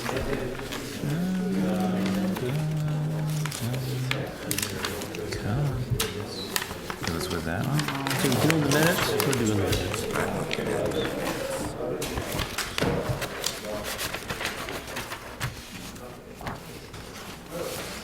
Is this the only copy? Or they, did it, so I guess if we all look at the draft agenda for November 25th, if anything pops out that you would like to be present for, we can push it to the December 9th. This would be, I guess, select board updates. We're looking at the agenda. Postponing minutes of October 28th until the next meeting. Sure. Are you gonna be here, Fritz? Nope. Did you want to do this? Postpone employee pay issues. That was mostly the zoning administrator position. Carrie, you had asked about free and affordable housing at some point. I wasn't sure what you wanted to talk about. Well, we'll pick that up in the beginning of the new year. With respect to the pay issues, I just think that that's a big can of worms, I think. That's why I was wondering if you might. I don't think we should All of start us. picking them one at a time. It also is a possibility for looking at a budget for paying a third party to do the review. The guy, from the accounting firm that was assisted with the original setup to have. From Gallagher Fund. Right, Gallagher. That would probably be a good idea to put some money in For the 5-year review. for the of 5-year review for some help. Equity review. That would be good to budget. I can contact them and find out. That'd be great. So do we want to look at employee pay issue that we have in front of us December 9th early, like at 5:30? So we have time to look at it with Palmer, or? What are you gonna do about the wastewater ordinances? Well, I think we would still do You can still go through that document. With just go through the document. I see with that only damn 3 thing in my select sleep, board- so I Be no decisions. Do you want to wait? I mean, that's what the discussion we're having. If you have a concern, I'd err on the side of safety. Yeah. I mean, Or I caution. think it should be all of us. I don't know if there's a rush on it, so. I think it should be all of us. So let's move wastewater review to 5 o'clock December 9th. Yep, see, that's good, because we talked about doing it from 5 to 6. take it off of the 25th? Sounds like it.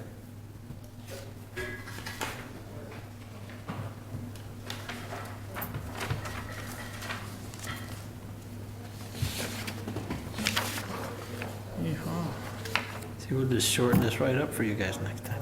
Thank you. Yeah, that's true. I'll take one for the team if I have to. Be from 8 to 9, select board meeting. There you go. Site visit, might as well not go on a site visit if It's getting dark. I'd say Yeah, I'd scratch that. we could go look at the library. Oh, that's true. The police check-in, should I schedule that? I mean, I had scheduled it, but I can. Yeah, that's that'd be good. good. Keep going. We may have 2 barracks commanders? No. I lost my head.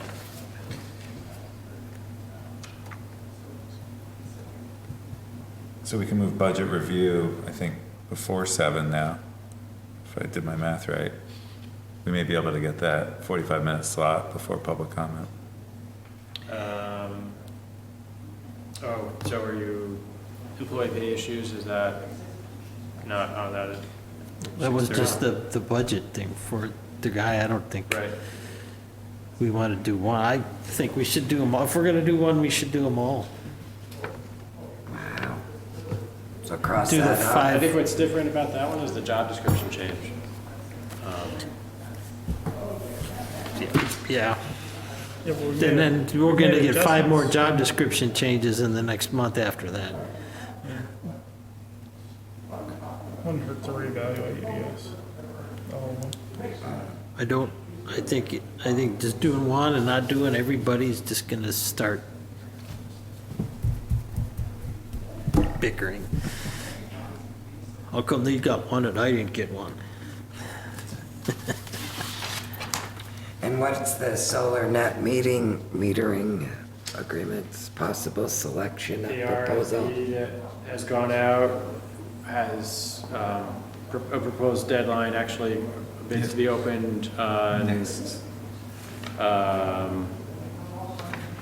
next week. I forget the date, but we can look at that. And So then, we'll have those before the meeting. what's that? Matt, yeah. Yeah. We'll open them, but then this could be reviewing them and possible selection if there's.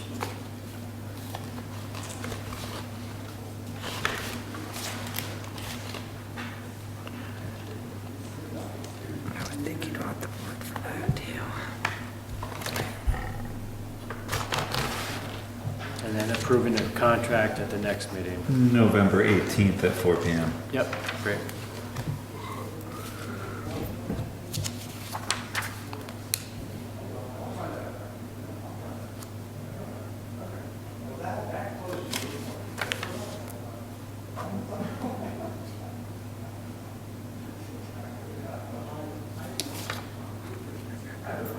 See, those guys are still trying to figure out what they're going to do. They can turn them all loose in one day. Yeah.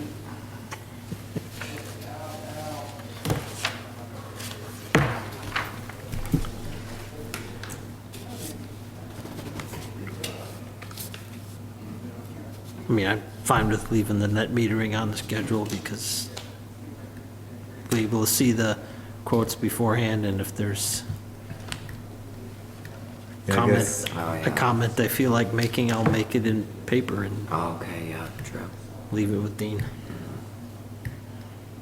So you're okay with leaving it on? Yeah, Yeah. that's fine, as long as the proposals are received, then I can look at them before. Yep. And then by the 25th, you'll have a comparison. Yep. Yeah.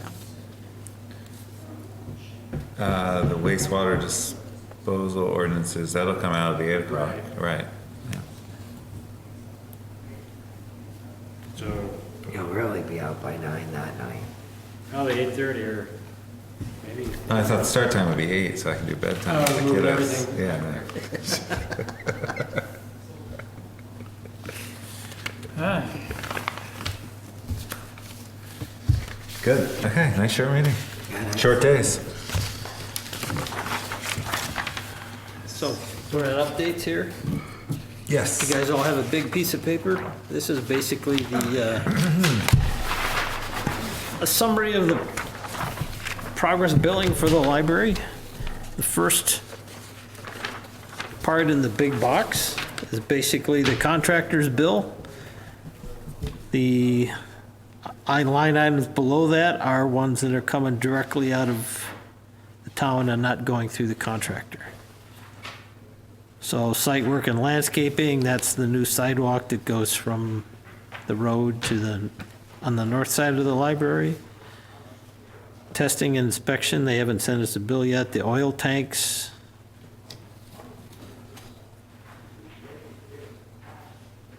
That probably shouldn't be 100%. The oil tank, because we haven't got any bills for that yet. So we'll leave that one. Division of Fire and Safeties, permits that we paid for, Vermont Wetlands, another permit. Ducks Unlimited is the required donation by the Corps of Engineers. Is that right? Yep. Sent it to someplace in Michigan. Go figure. Wow. That's something that they just changed. Trump just changed that where he said that a lot of these fees that agencies approved, he cut them off. But by the time it hit this, it was going to be months. So, and then REARC's progress up at the top, their first progress payment is $243,000 with a Column E. Yeah. Yeah, E. We keep a 10% retainage from them. The process that has been going on is they're going to send the bills. I'm going to autograph them so Mary can put them in the warrants for everybody else to look at. And Dean is going to take that information and put it on this sheet. So. Because, yeah, the oil tank should still be at 0, Dean. Okay.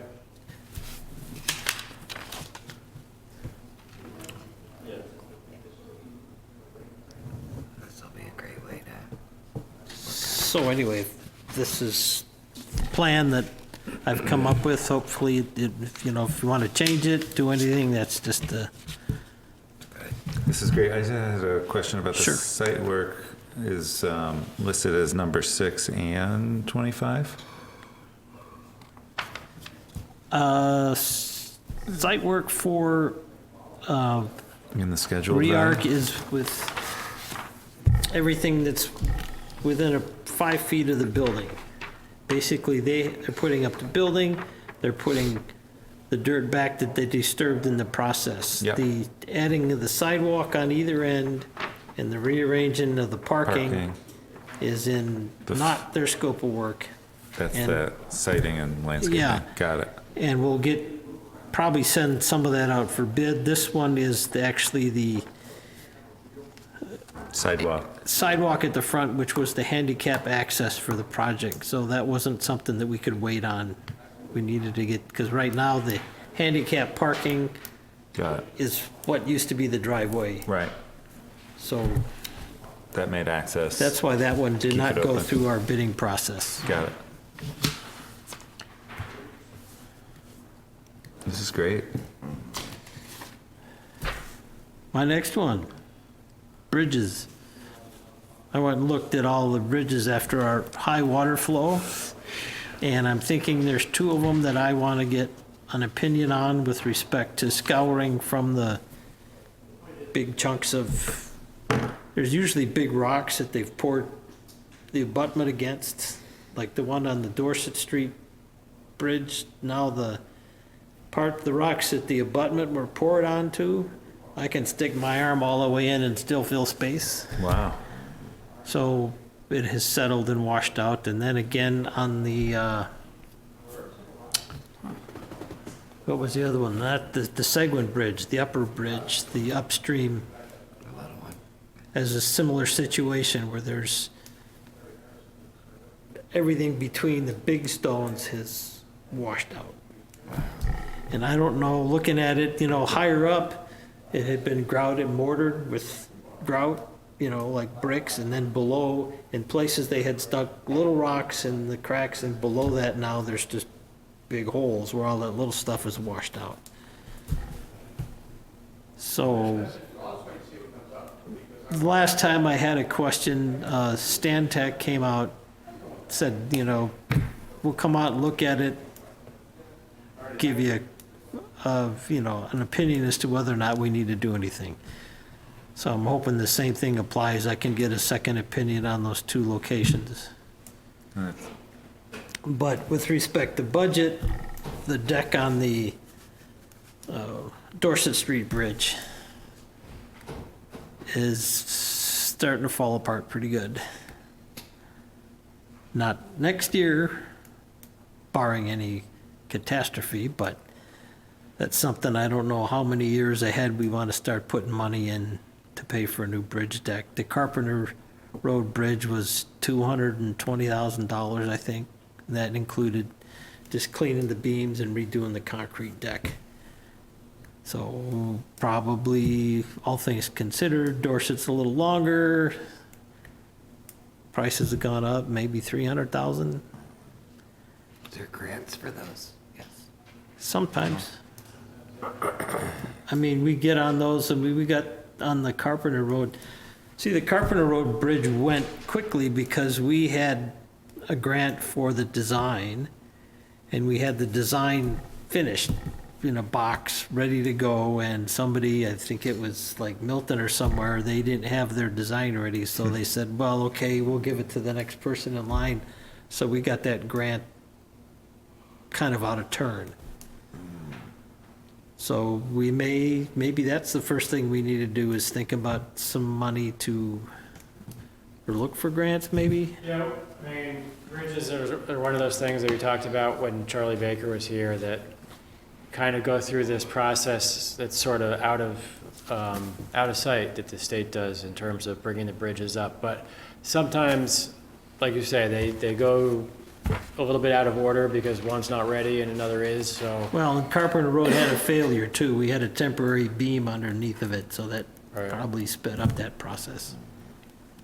I can check with regional planning where that's, if there's any Yeah, see possibility. if there's any grants maybe just for the design, because I think that if when you read the bridge reports, inspection reports from the state, they keep mentioning replacing the bridge deck on the Dorset Street Bridge. Okay. So.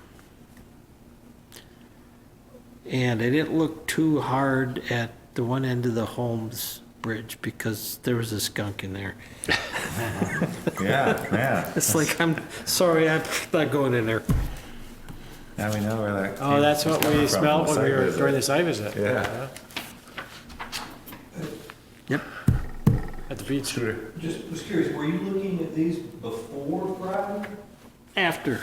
Oh, after Friday. After the water went down, because I And the noticed. skunk stayed in through the water? I don't know. He's a feisty little fella. I don't know, maybe it's just, I didn't want to interview him. That could be. I'll give you a recorder. And the other ones look fine. Thanks for doing that. My updates. I've, the town attorney drafted a response for Charlotte Solar. I did receive a call this morning from the owner, and he wanted to potentially meet. But talking with Louise, it seems to make sense to submit the response to the Public Utility Commission and get our concerns on the record, and then we can meet with him at some future point. I agree with that. With Charlie? You? Haven't discussed with Charlie. Should always keep him in the loop of that Okay. subject, always. I guess someone made mention, I wanted to publicly thank Amos Bear for the work that he did on the Conservation Commission. He's recently not been able to continue, and so he's stepping down.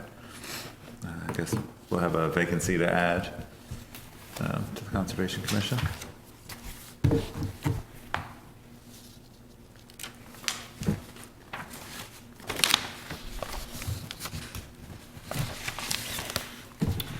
We've been hiking up on Blue Flame Trail. Like 5 or 6 kids, we all pile into the van. And it is like my favorite new thing to do. And I do want to show you very quickly that when I let Annie walk across the river, she had to dump all the water out of her boot. But what I liked about Annie, she was showing the kids, because I'm finding that kids today don't necessarily know how to play out in the woods. So the Plouffe Trail has allowed us to not have to climb straight up Mount Philo, and it's for everybody. Everybody can walk the Plouffe Lane. It's really great. So we're going tomorrow if anybody wants to go. We're leaving at 3. We have to very quickly walk it to go see how high the water is, and then we'll come home. But it's really been one of my favorite things.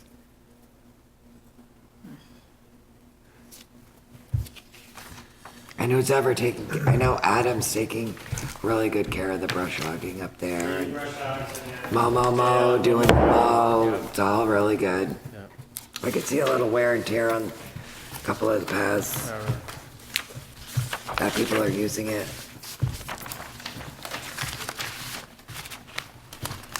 Should I take the minutes back and distribute them with a packet? So they, or do you want to keep them? I'll keep them to mark them up. Okay. And possibly lose them before next meeting.